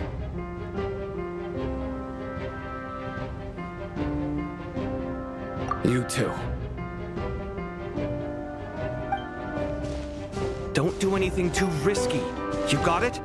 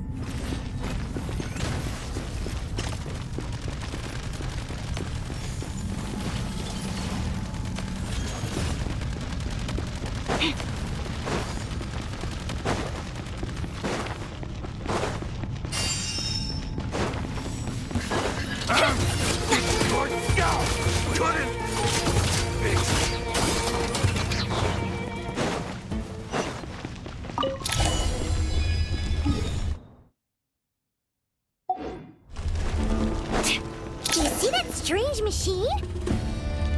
Paimon has a sneaking suspicion that that's the thing wrecking Gurabad and setting all those dangerous Jinn free! The target has reached the core zone. Requesting backup. Repeat, requesting backup. Backup en route. Stop him at all costs.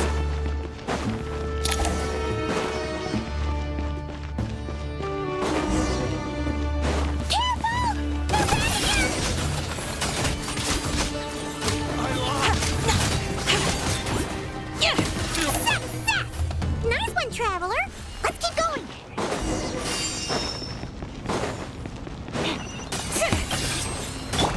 Stand with me. Advance! Press the advantage! I am the cutting edge of fashion. All right, here comes another. Lend me a hand.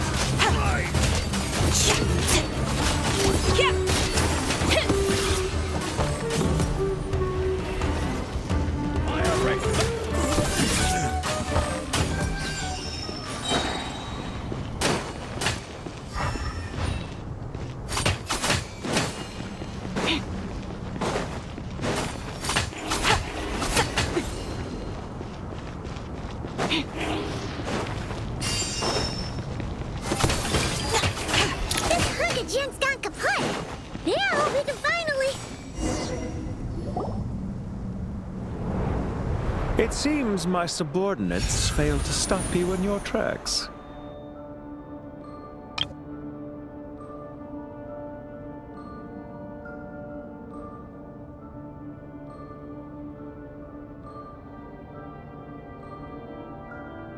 Apologies, sir.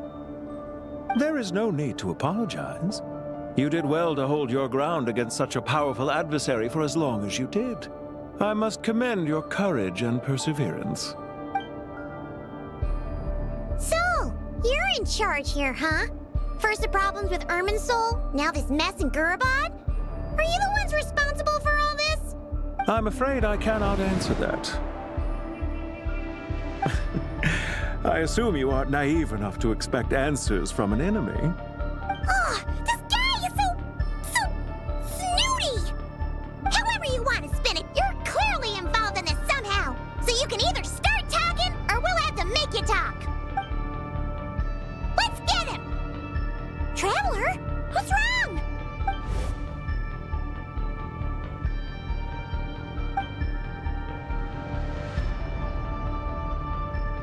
You're remarkably calm.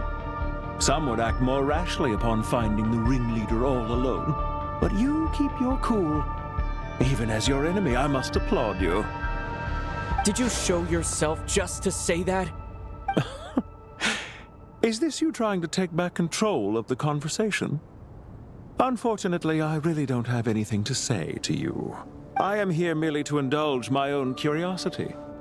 Your names are well known among the Fatui. Naturally, I wanted to observe you up close while I had the chance. Hey! Don't treat us like we're some kind of exotic animals in a zoo! Oh, I wouldn't dream of it. You seem rather predisposed to misunderstand me. I'm quite aware that you are both heroes of great renown. You have resolved crises in many nations and won countless allies along the way. I've been following your adventures with great admiration. My only regret is that the trajectory of your journey conflicts with our goals. What do you mean, admiration? Sorry, but that sounds pretty weird coming from you. I don't see why. We may happen to occupy opposing sides, but there is no cause for deep-seated enmity between us. To respect one's enemy is to respect oneself. Well, now that you're observing us up close, what do you see? I've observed as keenly as I can. Yet, while I endeavor to understand, your true strength remains a mystery to me. Violence is not my area of expertise either, so, you see, I would much rather converse with you like this than determine a victor with the edge of a blade. Besides, I've heard that even 3 moons in the sky fail to eclipse your brilliance. I know better than to bite off more than I can chew. 3 moons? So you have a connection with the Harbinger, the Doctor. Well deduced. Our commander, Dottore, died in Nodcry, but there are things that do not end with his departure. We must... Look at me. I almost divulged more than I should have. What are you after? Revenge for Dottore? Or are you plotting something else? I've said quite enough, I believe. There's no point in continuing this conversation, except to say, I've noticed that you seem to know your way around here quite well. A repeated visitor to Gurabad, are we? Ugh. I'll take that as a yes. Then I'm sure you'll have heard the story of this place. The mother of the Jinn, Lilupar, and the tragic tale of her vengeance that spanned 3 generations. It was right here that Lilupar once helped the wise to ascend to the throne. But from that moment on, every king who sat upon it was corrupted by power. These degenerate rulers lost control over their nation, and with it, the right to occupy that exalted seat. What are you trying to say? I once admired you for your adventures. That is the earnest truth. But it appears to me that your journey serves ultimately to uphold the rules of this world. Are these rules truly just? Does the heavenly principles rule with wisdom or folly? And how can we be sure that the 7 who wield authority over the world will not be corrupted? Do you seriously think you're gonna convince us of anything? Convince you? I'm sure my commander already tried that. Why would I waste my breath doing the same? If a few words from a stranger were enough to make someone completely change their stance, it would only prove that they never had a firm will to begin with. I am merely stating my position, so that we might understand each other better. One's enemy in the present may not necessarily be an enemy for life.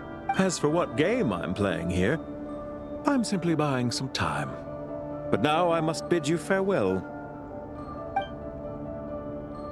It was a wise decision not to attack me immediately. Since you did not fall for my ambush, I will now have to ask those in hiding to reveal themselves. Leave this to us, sir. Very well. I trust you to do what is necessary. Stall him while I execute the next step of the plan. Sumeru City, Irminsul. Hey! Stop right there! Don't you dare leave without explaining yourself! All units, stop them! Protect the commander! Did you hear that?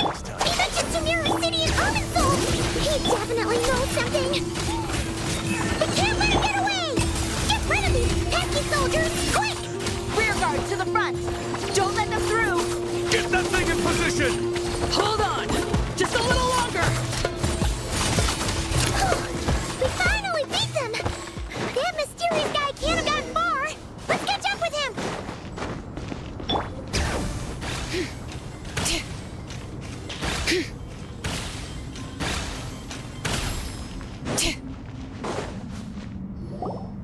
Found him!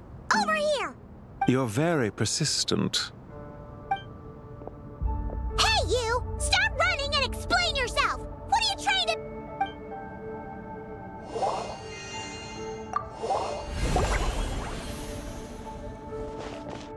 What's this? Relax. A small trap like this won't be enough to hold you. The sandstorms from Gurabad will die down soon enough, but this small window of time was all we needed to launch the next phase of our plan.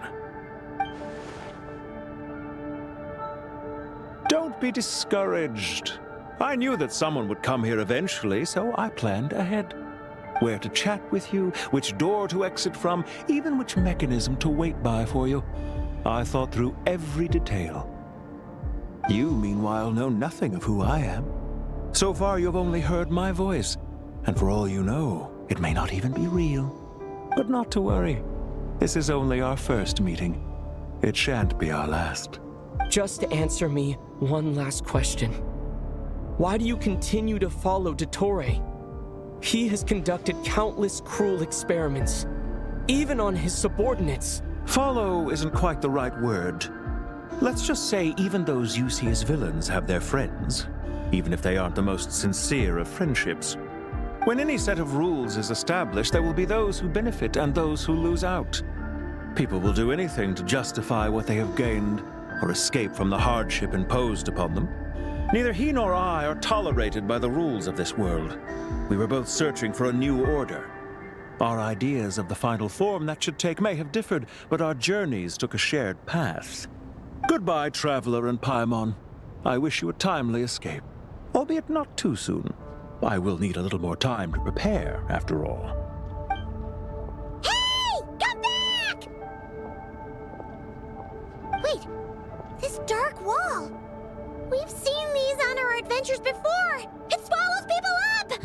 Oh, I'm sorry. She shouldn't have jumped a gun! Oh, okay. He may have fooled us this time, but we'll get him back!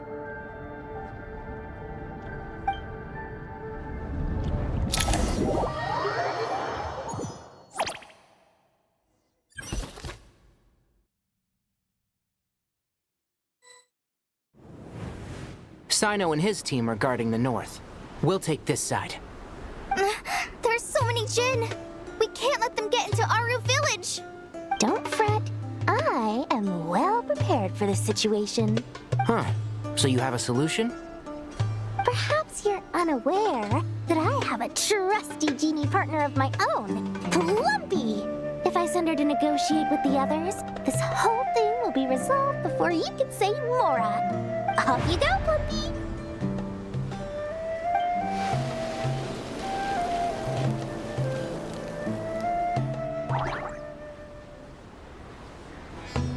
Come on, what's the holdup? 5,000 Mora. 20,000 Mora. 100,000 Mora. Final offer. Ah, so she's a hired partner.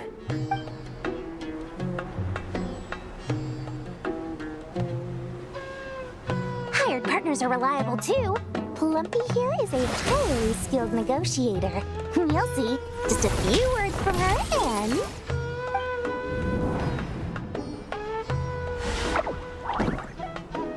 Plumpy! Don't you Jinn have any respect for the rules? This was supposed to be a negotiation! How dare you treat my messenger like this? You wanna play rough? Two can play at that game!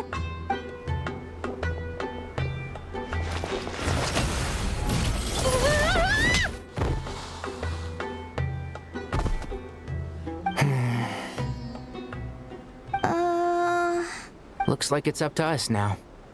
Be careful, Kale. Yes, Master.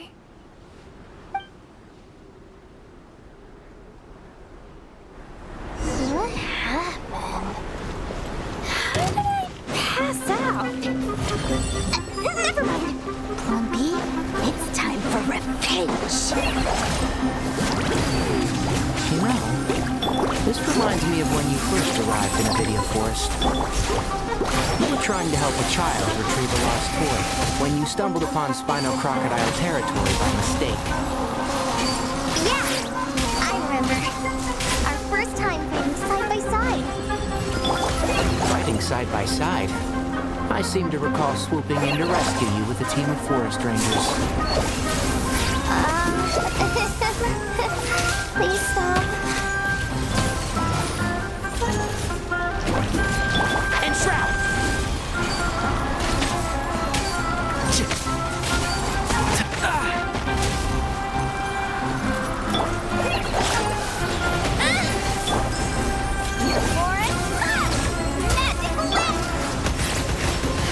Let's nip that in the bud.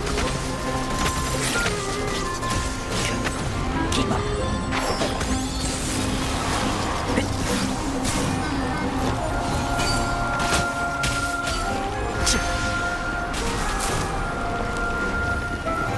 Keep up.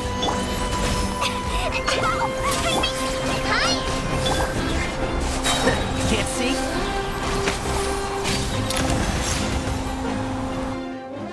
There's too many of them! I can't believe I used 12 rare items in one battle. Ugh. I shudder to think how this is going to affect this month's accounts. The sight of that glaring deficit might be more than my poor heart can take. Tainari, how's the situation on your end? We held the line, though it was a close call. But it looks like they're preparing for another attack. Has something happened? They've breached our defenses in the south. The Jinn are pouring in. We're moving the villages to the north as we speak. We're hemmed in. This is getting precarious. Our margin for error just got a lot smaller. That's why we wanted to confirm your status. We need to consider our next move carefully. Bad news! Another line of defense has been breached. Kale, go with them and assess the situation. Dory and I will hold the line here. But Master! Even with 3 of us, we barely managed to! This is not a discussion, Kale. Don't worry about us. She clearly still has plenty of tricks left up her sleeve. Wait! You can't pin all your hopes on me! Oh, great. I've almost run out of the things I brought with me, and the rest is back at the caravan. I should be able to hold out for a little longer, but still... Master! Need any help? Huh? What is it, Kale? If things continue like this, it won't be long before Aru village is overrun by Jinn, and the sandstorms are sure to follow in their wake. I do have a plan, but I can't guarantee it will work. I don't care! Whoever you are, please just help us! The only one who can help is you. I am merely here to guide you along the correct path. I am a spirit created at the beginning. I am a flickering illusion. I am the shimmering light that flows from the eyes of the Creator. What do you mean? It doesn't matter. You don't need to understand it. Just repeat after me, one line at a time. Watch out! Jinn incoming! I am a spirit created at the beginning. Here goes nothing! I am a spirit created at the beginning.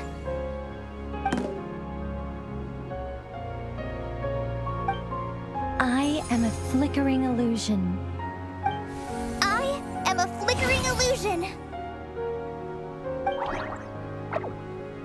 What's wrong, Plumpy? I've never seen you so agitated before. That's... But how do you... Do you know what Kale is reciting? I am the shimmering light that flows from the eyes of the Creator.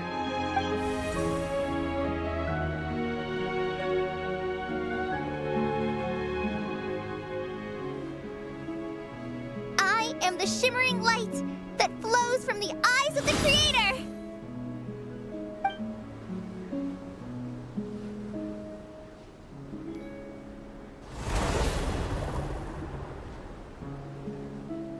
It's a song composed by the goddess of flowers, but very few records of it remain, even in historical texts. All we have is a few fragments. Is Kale an avid historian? Not to my knowledge. The Jinn have actually quieted down. Although... No, it's more than that. It looks like they're showing... submission. Clearly, the songs left by the goddess of flowers have a soothing effect on them. At the very least, they're much calmer now. Really? Let me try. I am a spirit created at the beginning.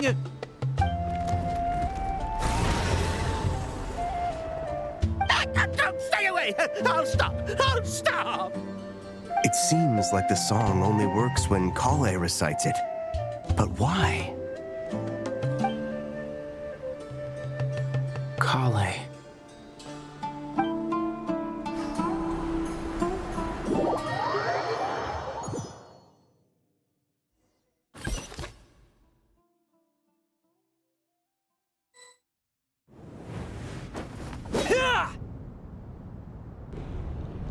Any luck?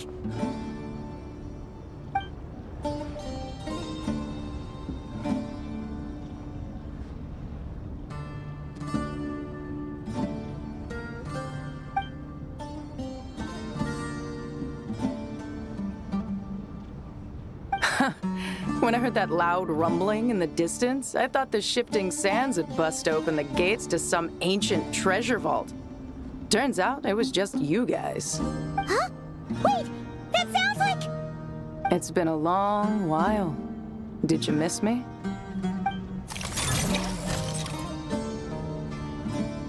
Jet! Ben! Let's save the catching up for later.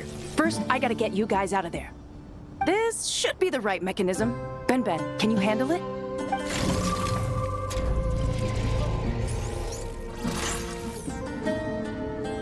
There we go.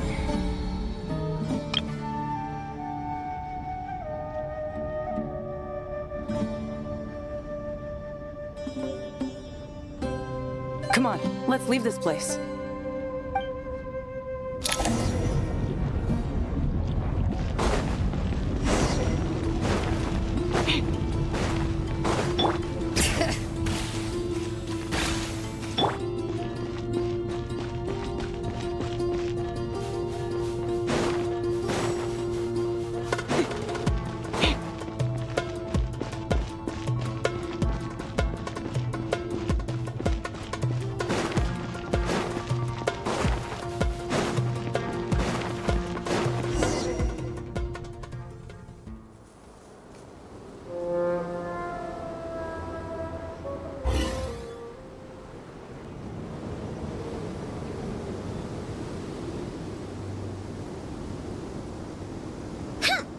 Fatui sure made themselves scarce.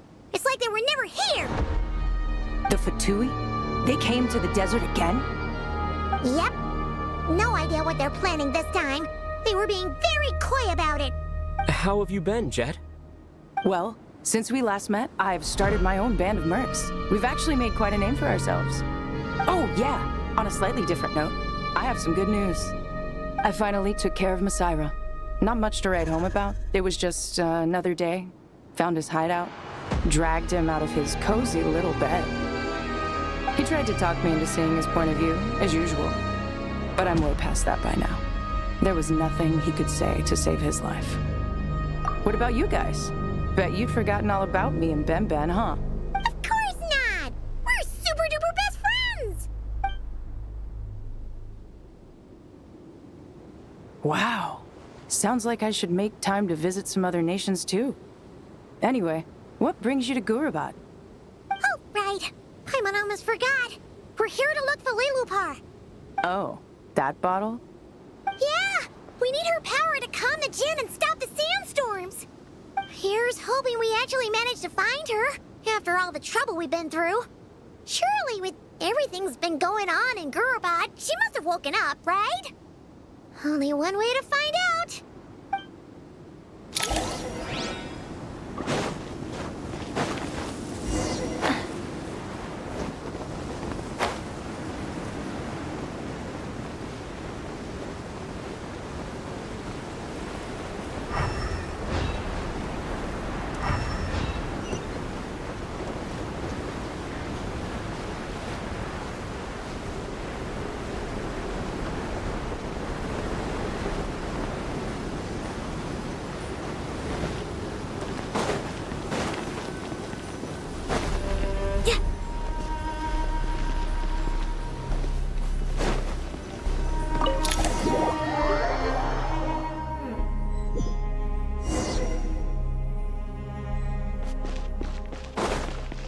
Let's see. She should be around here somewhere. Aha!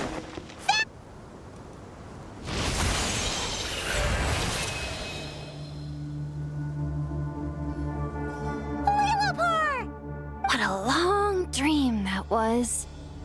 It's been a while, my master.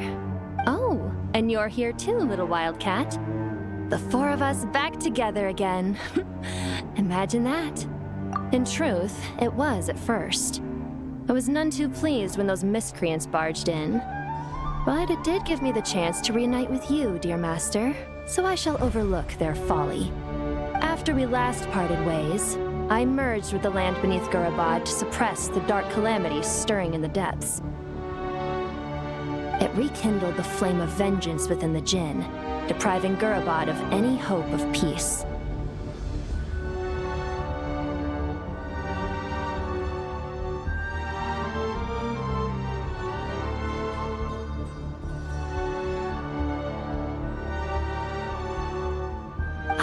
against it for a long, long time.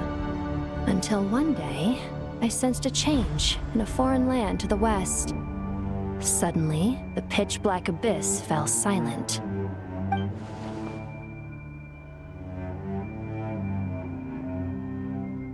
Once satisfied that that dark power could no longer bewitch the Jinn, I too fell into a deep slumber, from which I have only now awoken.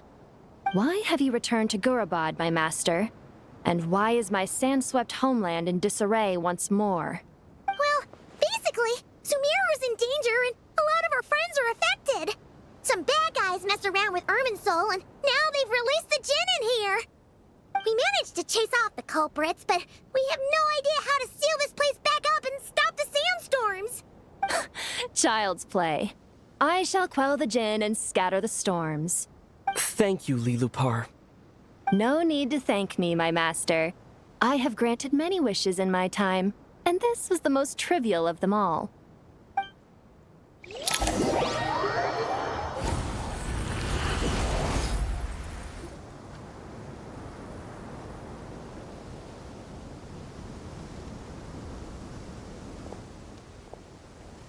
The sandstorm's gone.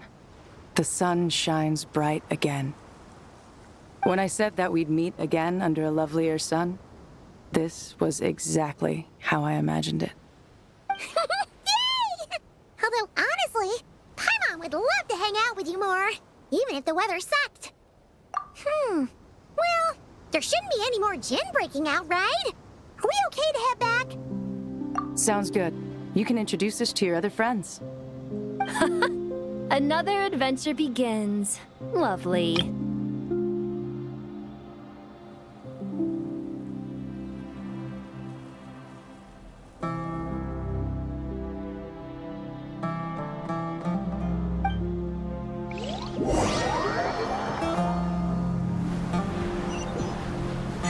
The storms have stopped!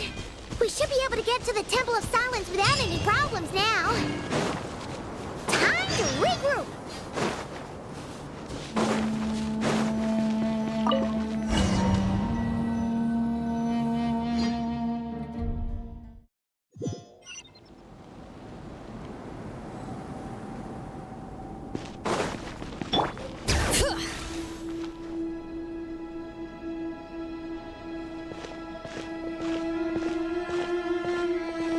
So, this is the Temple of Silence.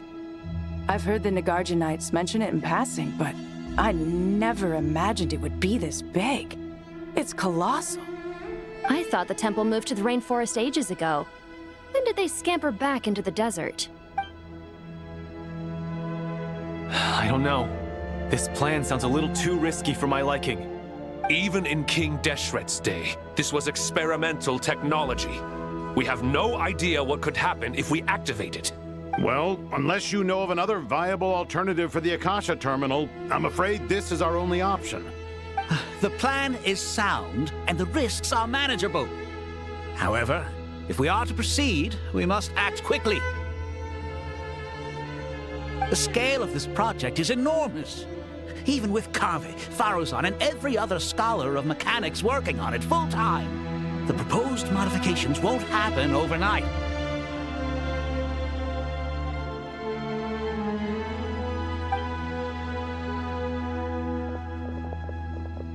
You're back. Everything all right?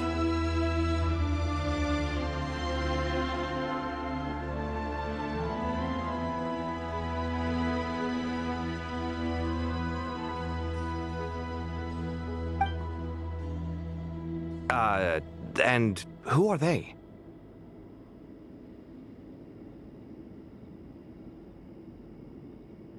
Friends of yours? Pretty much everyone in the Temple of Silence is.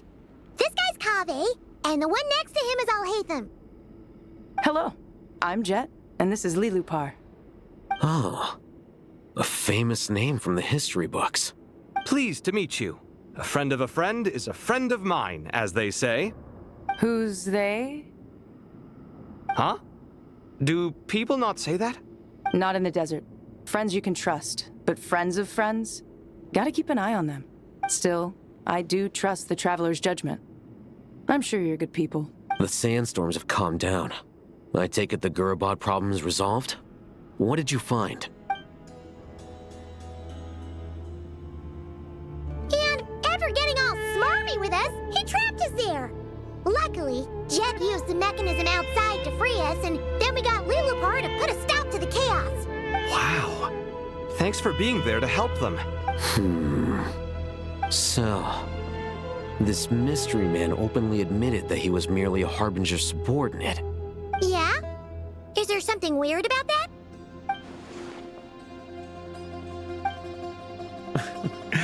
I assume you aren't naive enough to expect answers from an enemy. Well deduced. Our commander, Dottore, died in Nordcry.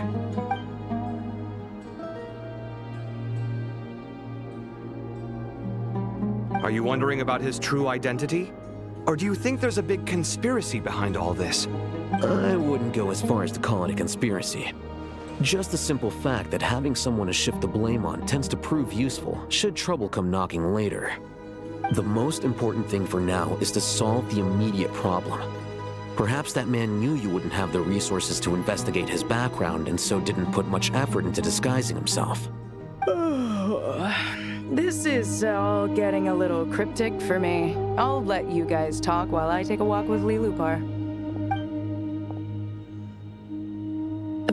Jet? Aren't you with the Blazing Beasts? What a coincidence. Didn't expect to run into you here. We're mercs. You can run into us anywhere. Who's this with you? So, did you find the solution you were looking for in the Temple of Silence? You bet we did. This place is incredible. It has everything. So far, we've discussed a plan and verified its feasibility. Building a new system from scratch is out of the question. So our only option is to modify the Akasha using certain resources we hope to find in the mausoleum of King Deshret.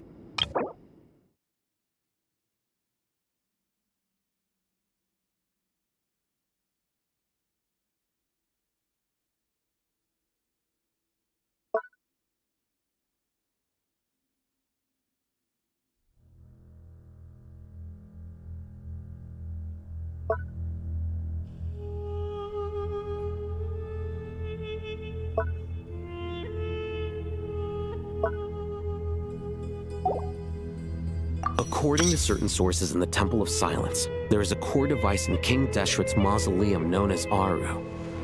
Little is known about this device in academic circles, which suggests it was hidden quite effectively. If these sources prove correct, the energy contained within Aru may be sufficient to power our Akasha renovation plan. However, this raises difficult questions regarding technological integration. The sages are still debating it. Yeah, but I'm sure they'll reach a compromise once they've argued it out. The people of the rainforest are always cautious when it comes to desert technology. But times of crisis like this leave us with little choice. Wait, Paimon has a question. Is this the same Aru we've heard of before? It's sealed off, right? Some sort of prison where the Goat King, Ibis King, and Crocodile King are locked up. Well remembered. Yes, that's exactly right. According to our records, Aru was the most brilliant creation King Deshret ever conceived of. Built by divine and mortal artisans working together. It was a miraculous accomplishment, and it lies hidden deep within the king's mausoleum to this day. That being said, what Aru actually does and why it was built, those are deep secrets we are not privy to. Until recently, I wouldn't have been optimistic that the place even exists. The only reason I'm inclined to believe it now is because we heard it from the Ibis King Thoth himself at his temple. The tale of how the 3 retainers of Al-Akhmar were imprisoned in Aru. Paimon totally gets that. When Paimon first heard about it, she thought it sounded pretty unbelievable too. Do you guys still remember that? The Ibis King told us they were trapped in Aru and that they had to answer 3 questions to get out. I think I remember. What causes our rise and fall? What obliterates love and hate?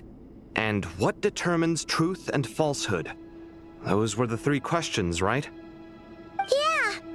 If only Nefer were here. She's dealt with the Ibis King before, so she might know more. Oh, Nefer is a friend we met in Nokrai. Not cry. Funny. She showed up here earlier. Huh? Yeah.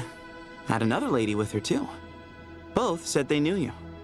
They contacted the sages, claiming they might be able to offer some assistance. Really? They came here to help out? Yes, really. It was just before you got back. One of them said she's made Nod Cry her home. If she's the person you were talking about, then... Looks like betting on Aru was the right choice. See? They're right over there. Nicole! Never! Why, hello! We're here to help.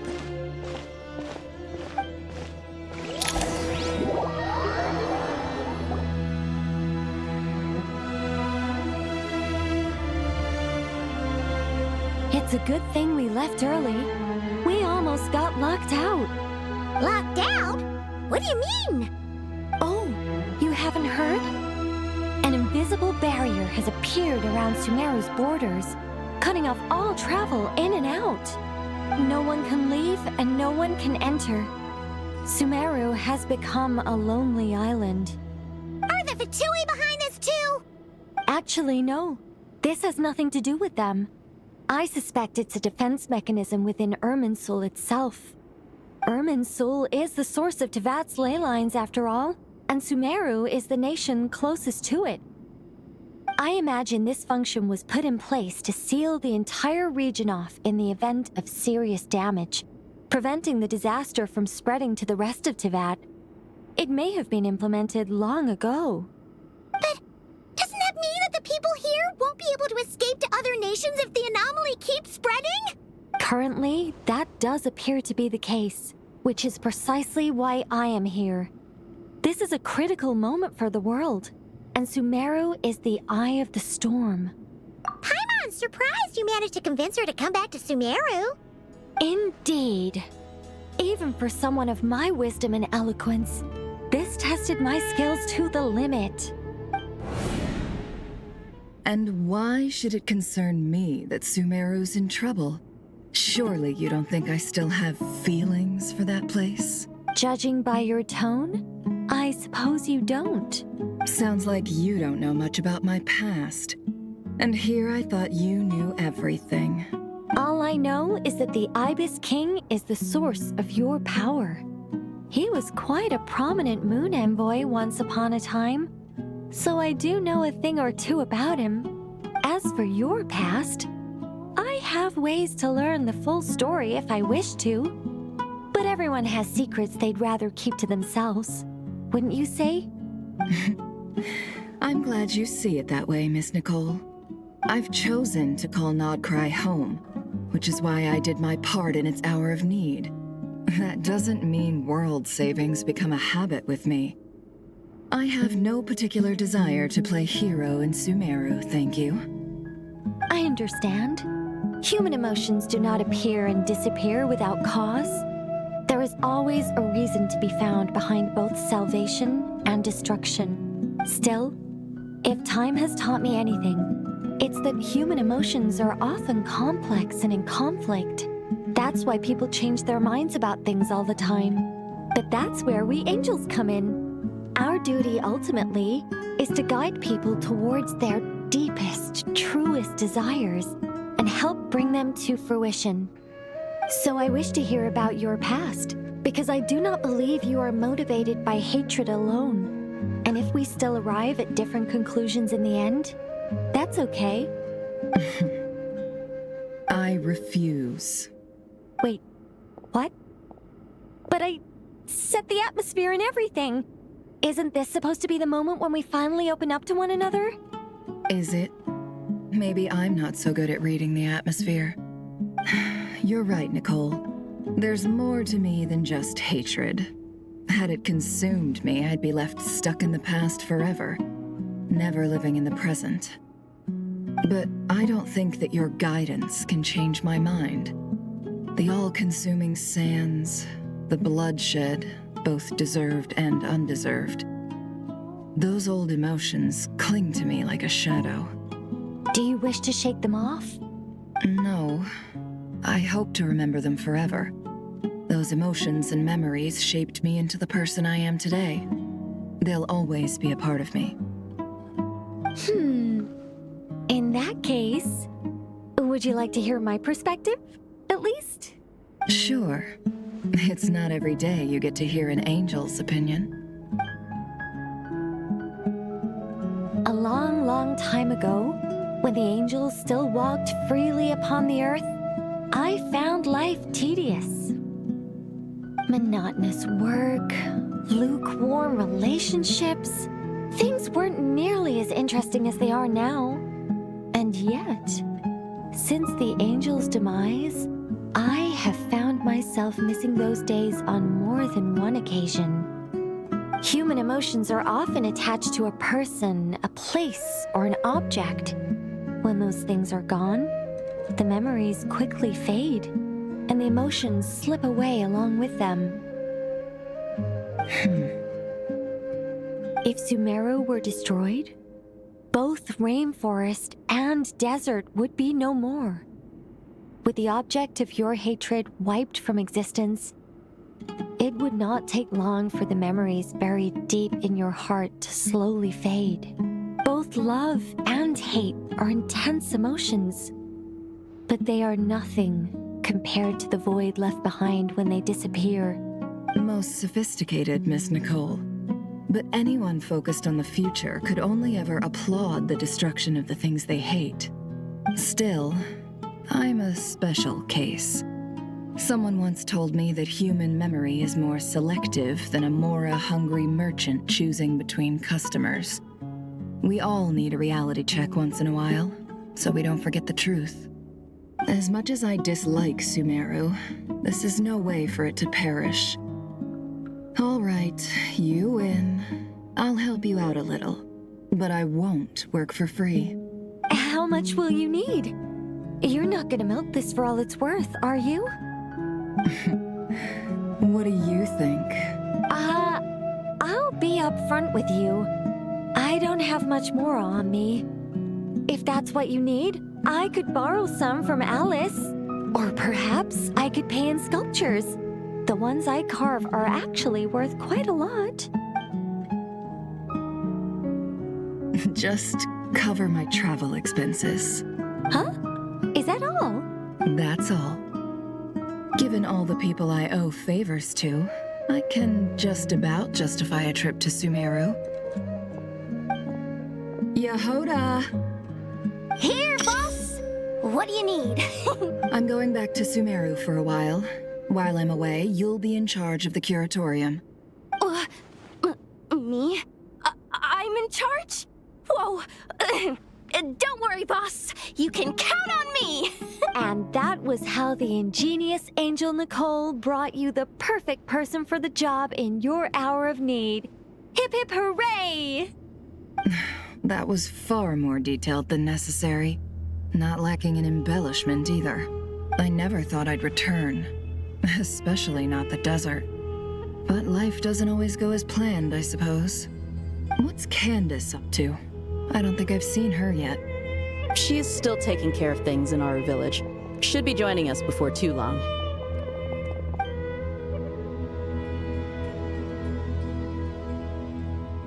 Oh, and sorry. Hope we're not interrupting anything.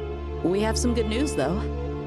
We're planning to go to the mausoleum of King Deshret to look for the legendary Aru, then use it to try and restore the Akasha system.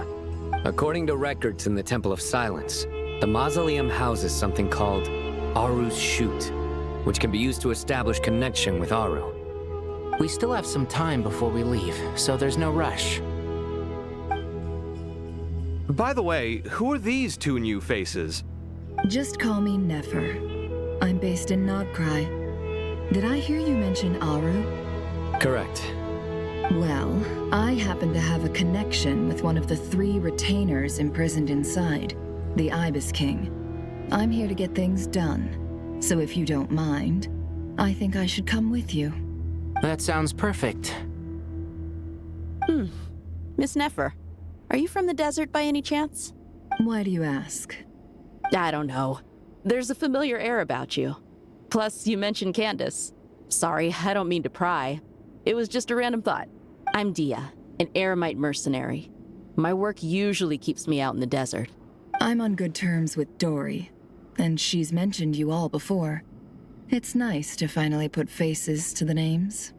However, my associate here is probably less well acquainted with you. Why don't you all introduce yourselves? Actually, I'm a little better acquainted than you might think. Huh. Are my eyes playing tricks on me? It looked like you spoke without moving your mouth. Ventriloquism. I have heard tell of it before. What is it, Kale? It's you! You're the voice who's been speaking in my head, aren't you? You encouraged me to report my dreams to the Dendro Archon, and got me to recite that magic prayer. I have many titles, but let's go with the most pertinent one. I am Nicole Rain, an angel who has lived since ancient times. An angel? Sounds like a big deal, but, what exactly is an angel? Well, we're a rather long-living race of beings. Not gods, technically, but we can still tell you a lot of stories from ancient history. Yep, and she's also an amazing sculptor. You could say she's a real creative type. Well, ma'am, if both the Traveler and Paimon give you rave reviews, you must be pretty impressive. Oh, please don't call me ma'am. I find it so awkward when people get too formal with me. Just relax and be yourselves. No need to be nervous. Miss Nicole, if it's okay, could I ask you a few questions? Yes, you may. I can see your heart is filled with confusion, and you are desperate for answers. I also know which questions you want to ask me. Why did you dream of Sumeru City in disarray? Why did those verses soothe the Jinn only when recited by you? I can guide you to the truth, but it involves a personal secret of yours. I'd prefer to speak with you alone, if possible.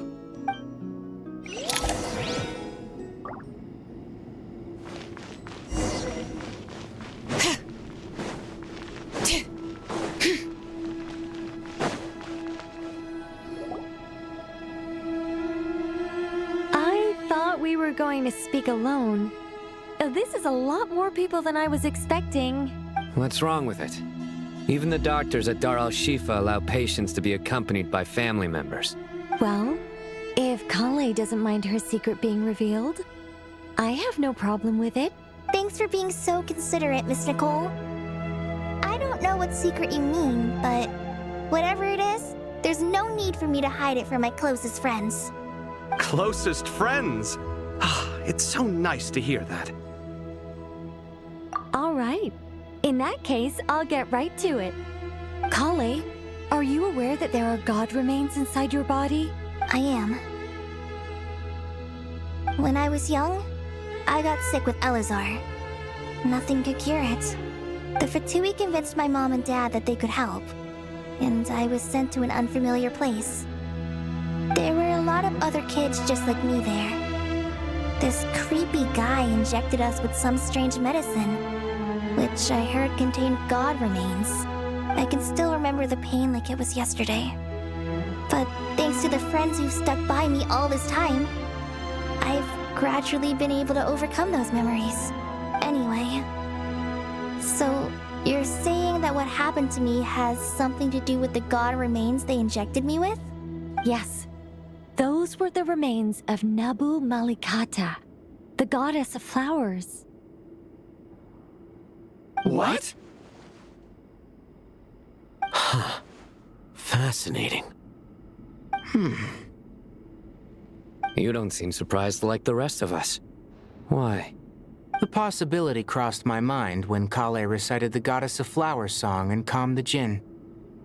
You made Paimon jump! What are you doing here, Lilupar? I was merely passing through when I heard the name of the Goddess of Flowers. Be assured that I share your surprise. You, with the hat. Are you certain? I sense no trace of the Lord of Flowers within her. Well, it is a very small fragment. Unless special methods are used to manifest its power, even her closest acquaintances would find it near impossible to detect.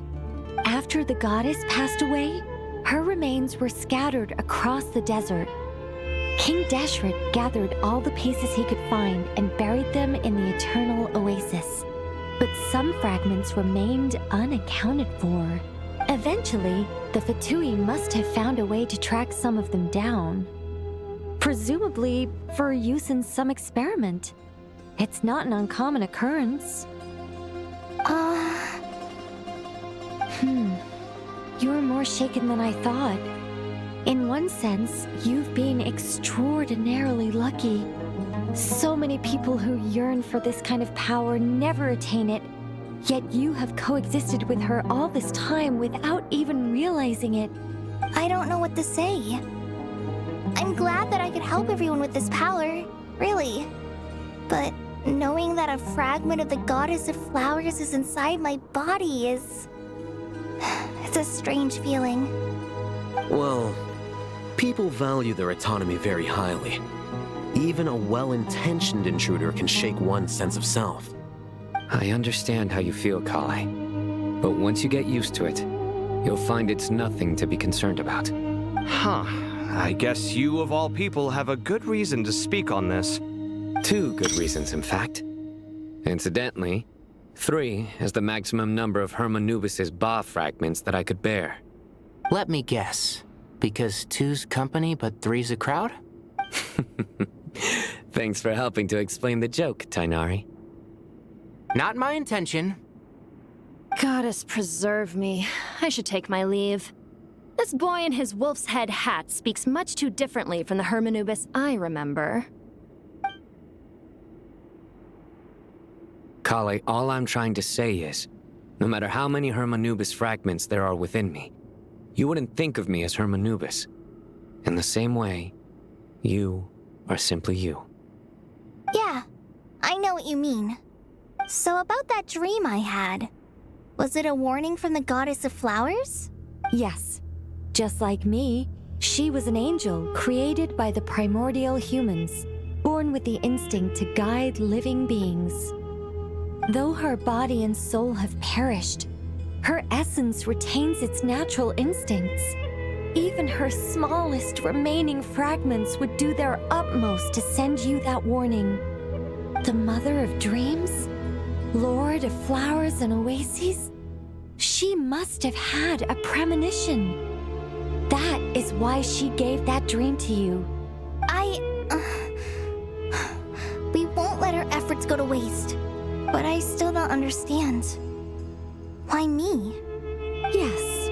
Why indeed? You weren't the only one injected with God remains, but only in you have her fragments persisted. I suspect it may be because of the firm will you showed in the face of suffering. She was likely assimilated by that will. Of course, this doesn't mean you have to shoulder any extra responsibility. As this young man said, you are who you are, and that will not change. All right, any further questions from the family members of the patient? If not, we should head to the mausoleum of King Deshret. Let's move out. Time to put our plan into action. We all hope it'll work. But will we really be able to open Aru? And even if all 7 pillars of King Deshret agree to let us proceed, the scale of the work to follow is daunting, to say the least. Haven't you handled other big projects before? I mean, the biggest project I've worked on to date is probably the Palace of Alcazarzaray, I guess? But this is orders of magnitude beyond that. It's a total nightmare. Look on the bright side. At least this time you're actually here when Sumeru needs you most. You won't have to come asking me for details after the fact. Mock me all you want. But now that I'm here, things will be resolved far more quickly and smoothly than last time. Kave's self-doubt disappeared in an instant. Like magic. Well, this confidence is most gladdening. Now, go and pack your things. We'll head to the mausoleum as soon as you're ready.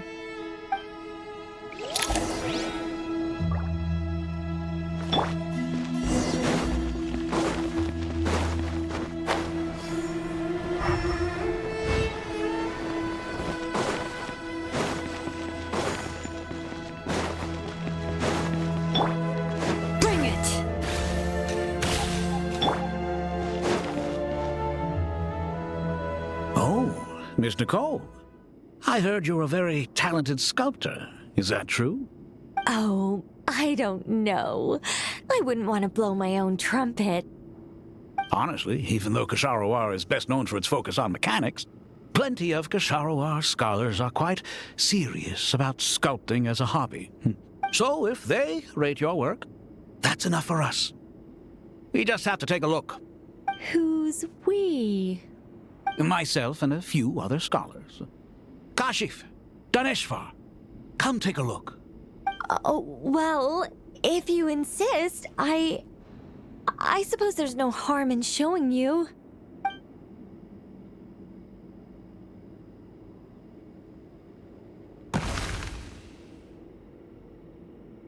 Whoa! Where did that come from? Look at the level of detail. It's so lifelike. The squirrel descends from the heavens like a champion, and the earth trembles beneath its feet. What do you think? Striking, isn't it? Kaveh? Kaveh, come here for a sec. Oh, and Madame Farazan, didn't you used to study in our darshan? Come take a look. All right, but hang on a moment. I have to finish reviewing this proposal first. You called? What is it, youngster? This squirrel statue. Isn't it cute? Oh, a squirrel. I wouldn't say cute per se. The realism is what stands out to me. Were you trying to carve a statue of a hero, young lady? Oh, a hero? I suppose so. Actually, I didn't really have a specific theme in mind. I just started working on it, and this is how it turned out. I see. Well, do you tend to read novels about heroes in your spare time? As a matter of fact, I do quite enjoy those. Everyone loves a good tale of daring do, right?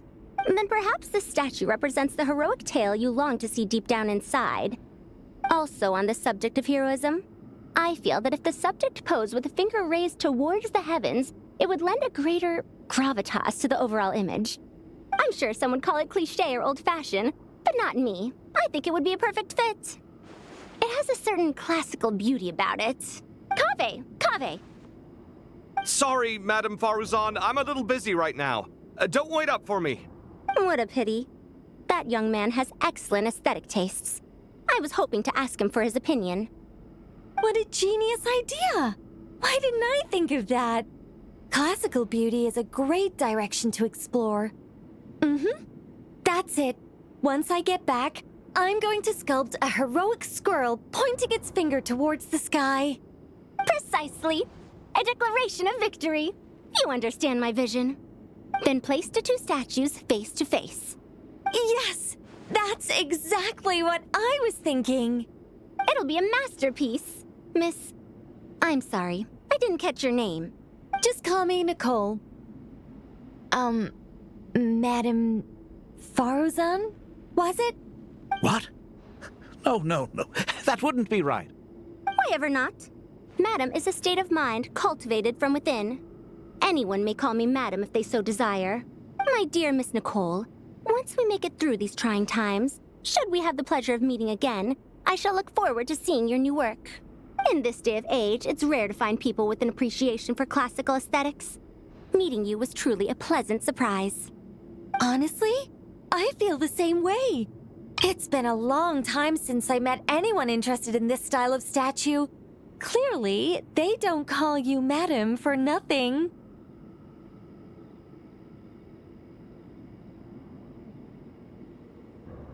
Also, I have to say, you're a very good judge of character. Because when I think about it, I really am someone who likes stories about heroes. That must be why I've quietly kept watch over generation after generation of them. Sorry, keeping watch over heroes? What exactly do you do for a living? Oh, never mind that. Let's not tell Madame Faruzan about Miss Nicole's true identity for now. Good idea. Let's limit the conversation to aesthetics.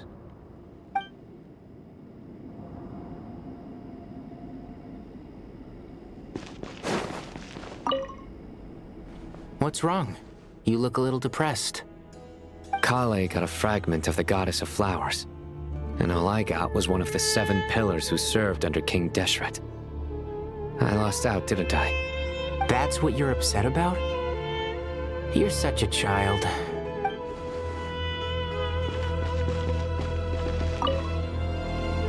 Oh, so many books. More than I could ever read in my life. But I've learned a lot that the textbooks could never teach me. I never realized that people in the distant past thought about some of the same questions we ponder today.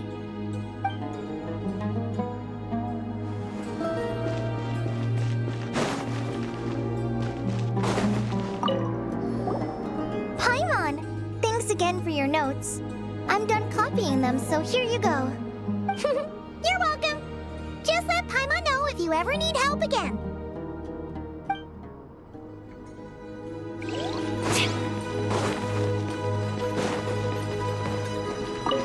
Good to finally meet you in the flesh. It's a little surreal seeing you here after exchanging letters for so long. In my head, the boss of the Curatorium of Secrets didn't look so young. Sounds like you have some history then? Any budding mercenary group needs a steady supply of intel. They, in turn, can prove an exceptional source of the same. The Curatorium of Secrets is happy to cooperate with friends from all over the world. If you're interested, you'd be very welcome to join our network too, Miss Dia. Can't say no to a solid partnership, especially out here in the desert. Having intel can mean the difference between life and death. But cooperation's built on mutual trust, and there isn't much contact between the desert and Nodcry. So I'm guessing you reached out to Jet first, Miss Nefer? What's behind your interest in the desert? Nostalgia? Or is there someone you're looking to take care of? Let's put all our cards on the table first. Things will go more smoothly that way. I like your style, Flame Mane. Actually, I had this same discussion with Jet before we started working together. To be clear, I have no intention of using you for any ulterior motives, and I have no enemies in the desert as things stand now. Were that to change, I wouldn't drag outsiders into a conflict that doesn't concern them. There's no point in doing certain things if you don't do them yourself. Wouldn't you agree? Well said. Taking responsibility for one's own affairs is the way of the desert folk. Huh. It's like you're one of us. You sure that's a compliment? Absolutely. I'll take it. Perhaps we can discuss our cooperation in more detail now? Sure. I love working with no-nonsense people. And you certainly fit that description. I look forward to a fruitful partnership. As do I, my friends.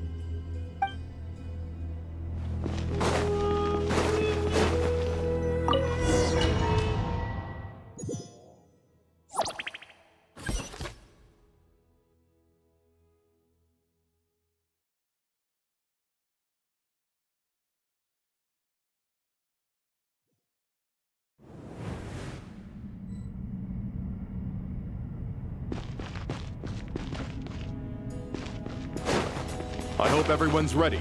We'll be arriving at our destination very shortly.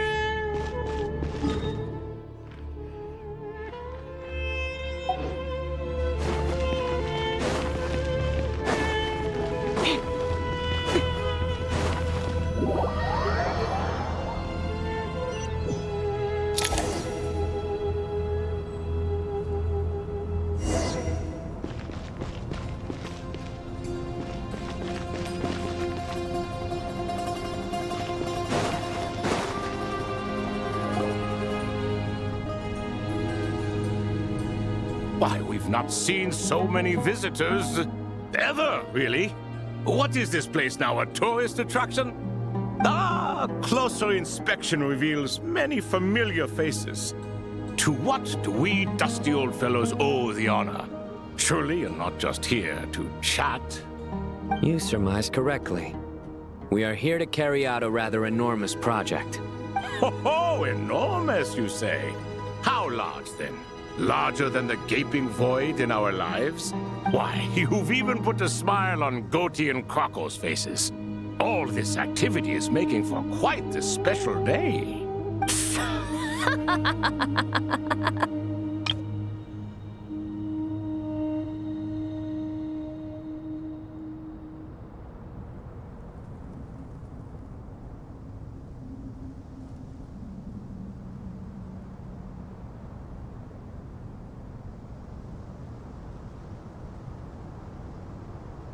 I know that laugh. Lilipar? What on earth are you doing here? Oh, this is hilarious. Turns out good things really do come to those who wait. As long as you stay alive long enough. When did you three get locked up in here? And still you act all high and mighty, putting on a show for the younglings. Truly hysterical. Why, you? Yes, I know. No need to shout. You're right, Lilipar. Goatee, Crocco, and I all have the same problem. But didn't King Deshret seal you away? How did you break free, and how did you get in here? Who knows? Perhaps you can ask my master one day, should you ever get the chance.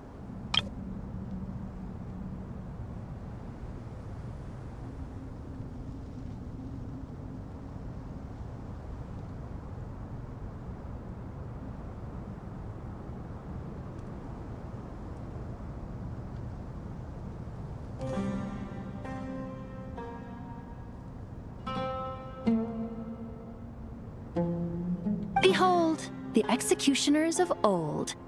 Some have turned into fragments residing in human bodies, and others are imprisoned eternally, leaving not a single shard behind. It's almost tragic, watching lowly prisoners like you act all self-important. Curiosity gnaws at you, doesn't it? Your interest in the outside world threatens to burst you at the seams. I'm starting to take a liking to this magic bottle lady. Time is of the essence. Let's get down to business. We come to you, O three ancient lords, to request your assistance on behalf of the Academia. If we can help you regain your freedom, then please consider lending us your aid. As for precisely what we need your help with, it's a long story. So, to demonstrate our sincerity, we are prepared to first resolve the problems that plague the three of you. All right, stop arguing, Crocco. And Goatee, don't you start. What's the harm in letting her speak? It's not worth getting so angry about. Forget about her. The three questions are the crucial thing here. But do you really have a way to answer them? You once answered the final question, Nefer, but the seal did not open. Unless, with the passage of time, you have found a new answer? You could say so. When you first asked me what determines truth and falsehood, my answer was a liar's soul. Liars are the best at seeing through the falsehoods of the world. But if you want them to tell you the truth, you have to reach their soul. I think that makes sense. I found it quite compelling myself, and I told Nefer so. Unfortunately, it brought us no closer to liberation. Well, that's simply because it was my answer, not the one King Deshret was looking for. Can you guess which answer Al-Ahmar wanted then? Time. And that's not only the answer to the final question, it's the answer to all three of them. All things wax and wane with the passage of time. Love and hate eventually fade into nothing. Current affairs are always fraught with conflict and controversy. Only time can distinguish between right and wrong. You once described King Deshret as a proud man. I'd say that the prouder someone is, the more inclined they are to believe that only time is qualified to be their judge. Time. Well. Indeed. Perhaps in building Aru, our king was in fact attempting to reverse time, to bring love and hate, right and wrong, the rise and fall of all things back to their point of origin.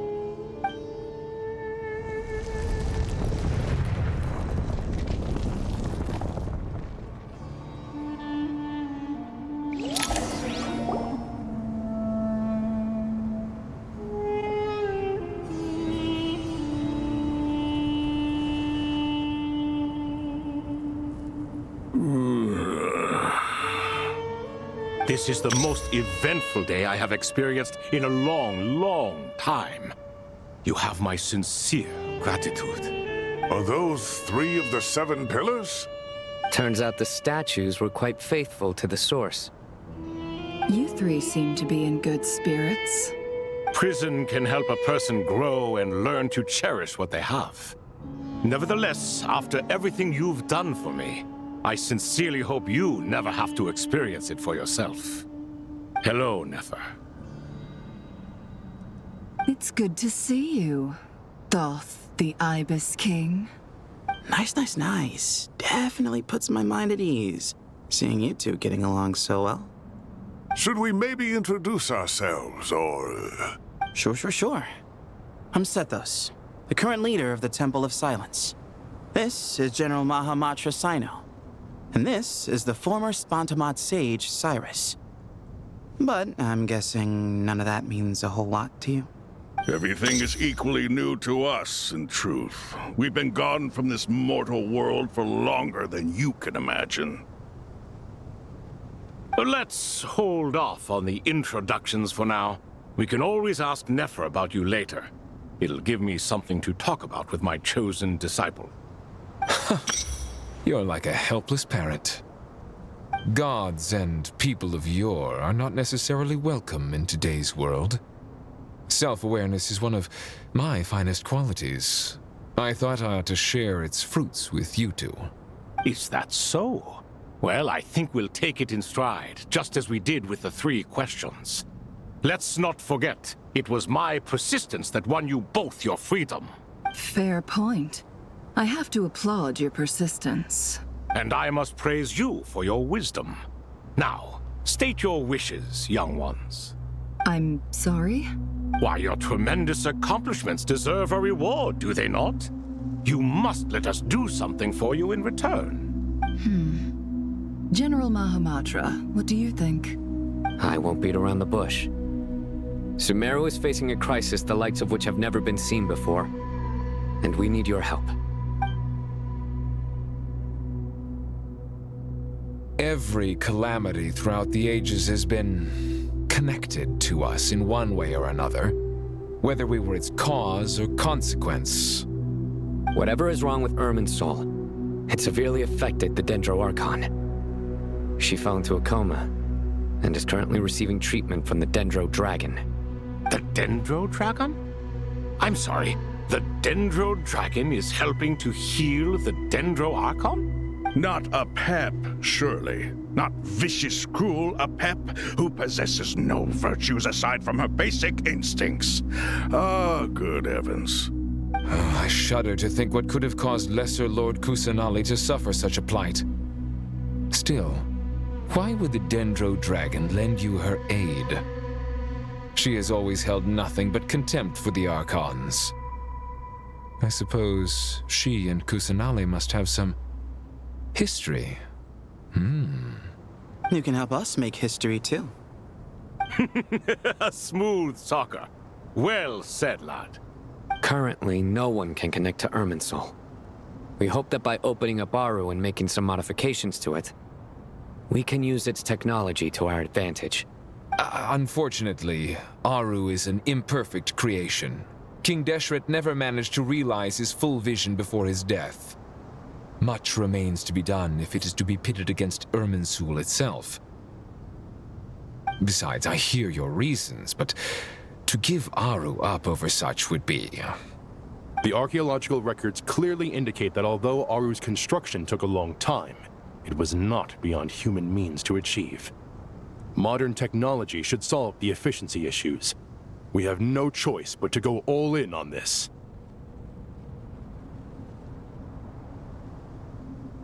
This is by no means a threat. But the only reason we helped you escape from Aru was to gain the necessary leverage to negotiate with you. You asked us to state our wishes, and we have. Each one of us here needs your help, as do all the thousands of people living in Sumeru. They need you, and they need Aru. What do we think, my fellow old fogies? Shall we lend our support or not? Since you ask so nicely, naturally. Naturally what? Are you for or against? I simply mean we shall do what comes naturally. You claim that you wish to open Aru.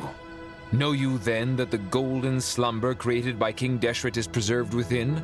We do. We understand the risks involved. In all likelihood, the mortal world will never again be able to replicate King Deshret's work. Never will there be another chance to come so close to creating a utopia. Knowing this, are you sure of your decision? We are sure. Before people can dream, they must first live. If your minds are made up, very well. We shall summon our erstwhile colleagues to discuss this further. Saint Shezepank, Saint Bennu. Once you surrendered to silence and were buried with King Deshret. But now, we invoke the right to awaken you with our voices.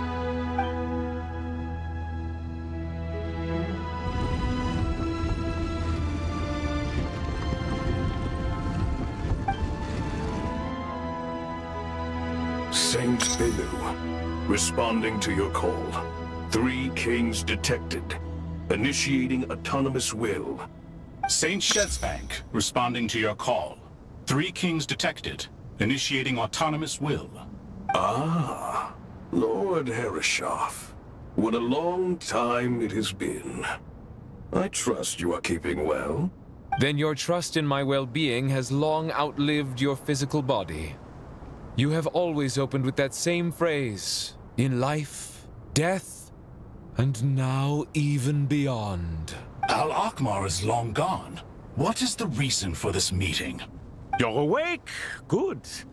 We are voting on whether to give the people of present-day Sumeru access to Aru and permit them to perform technological renovations. You have the right to support or oppose the motion. Aru is the pride of Al-Akhmar. Opening Aru requires the unanimous consent of the 7 pillars. I hope you have a convincing reason to present to us. Sumeru is currently in the midst of a major calamity. Let us not forget that while Al-Akhmar was a stern ruler, he was also a teacher of wisdom. A god without his people shall cease to exist, and King Deshret's greatest wish was to provide protection for his people. Let us then honor our God King's wishes as we consider our decision. I do not mean to mock these proceedings, but what is the point of a unanimous vote when we know that the last of the 7 pillars, the Dendro Dragon Apep, will never communicate with us? This will no doubt surprise your mechanical mind, and I have no intention of trying to persuade you it is true. But Apep is, in fact, healing the Dendro Archon as we speak. Huh? Can someone attest to this? Do we have any proof? I ask the 3 kings, can any of you vouch for the truth of this claim? Naturally, the Ibis King, Thoth. What? It was Thoth's disciples who revealed the truth to us. We need not debate its veracity. Simply let Thoth bear accountability. That way the rest of us may have a clear conscience. Herreshoff, you diabolical fiend. I awakened our former colleagues for you, supported your opinion, and backed your decision. What sort of fiend would do that? I miss the days when Hermanubis was still around. At times like this, he would offer to take accountability. What are you trying to say? Is my word worth less to you than Hermanubis's? Hypocrite though you are, Lord Thoth, you are humorous in equal measure. How could we bear not to associate with a character such as you? I, Saint Shezepank, approve the Goat King's proposal. Since King Deshret is no more, we shall receive no reprimand for acting beyond our remit. Nevertheless, I sincerely hope that those before us understand the significance of what they intend to do. Remember, the moment that Aru is liberated, the myriad souls residing within the Golden Slumber will return to the ley lines. And once the ley lines flow again, these souls shall in turn be received by Irminsul. To take this step is to bring the perfect afterlife created by our king to a permanent end. We understand that well, and we have decided to proceed regardless. Furthermore, the contemporary human perspective would contend that confining souls in this way is no act of benevolence. The deceased have a right to rest in peace. King Deshret's creation is clearly a place of rest and peace. It is just that many do not see it this way. But no matter. Saint Benu approves. Hermanubis' representative and the Dendro Dragon Apep made their choice ahead of time, while the Goat King, Ibis King, and Crocodile King have also granted permission to liberate Aru. By the grace of His Majesty, guided by his wisdom and will, let the gates of Aru be reopened.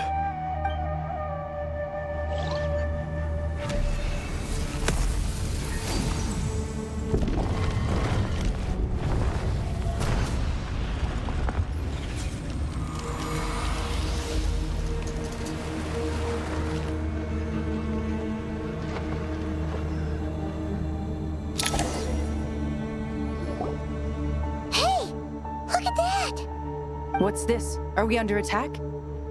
No. Wait, it's... Here you are. Through the sands of time. I see you. Father. Father, is it really you? It's Jet's father, Jibriel! That's right! He entered the golden slumber, didn't he? I smell blood and sand on you. You've grown, strong as a wild beast, and without shedding a tear.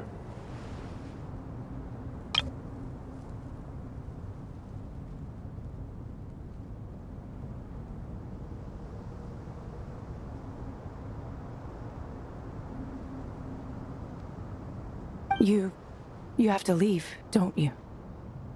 Please, just answer me this. What should I do for you?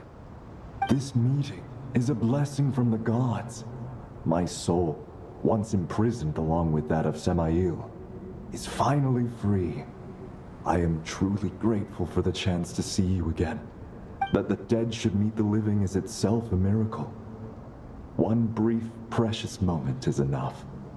Enough to set my heart at ease. Do not weep for me, Jet. I know you will accomplish many great things in your life. You will go further and climb higher than I ever did. All I ask is that you take good care of yourself.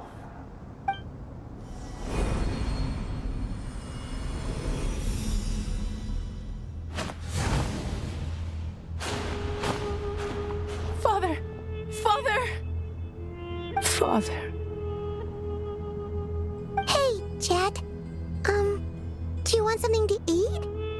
Maybe it'll help you feel better. I'm fine. Thanks, Paimon. It was just a little sudden. The chance to see my father again meant the world to me. He was trapped in the golden slumber for our sake. And now, after all this time, he can finally rest in peace. I'm glad. It's a huge relief. You've grown strong, Jed. More than enough to fend for yourself. Yeah. I'll leave the past in my memory where it belongs. My family, the good times and the bad.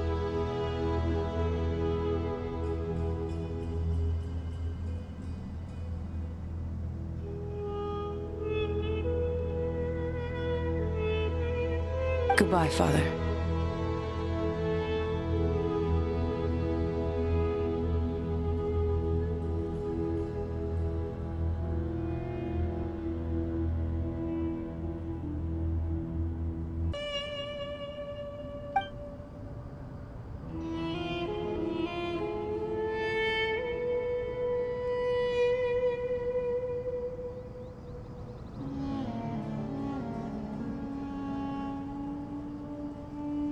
Ah, me, what a touching reunion that was. It seems we did a good deed today. We three retainers, once imprisoned for our iniquity, are surely the least qualified to judge whether this deed is good or bad. Either way, Aru is open. Now you have your opportunity, and with it, whatever trouble may ensue. Although Aru was created by a god, human craftsmanship was nevertheless required to build the gate that connects it to this world. Perhaps the relationship between gods and humanity follows a similar principle. As for your proposed renovations, we cannot determine which functions to keep or discard.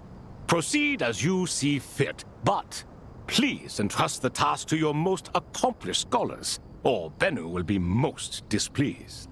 It matters not. The Ibis King shall be accountable if any problems arise.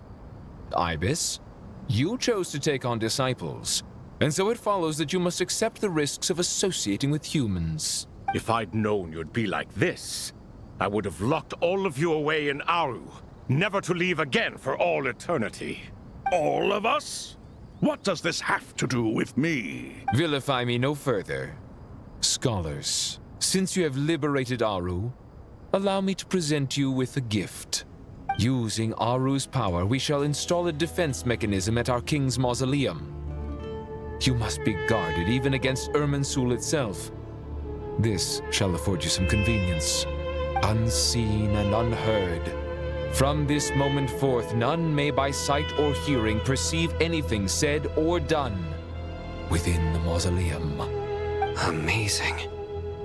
And all this is achieved just with the power of Aru?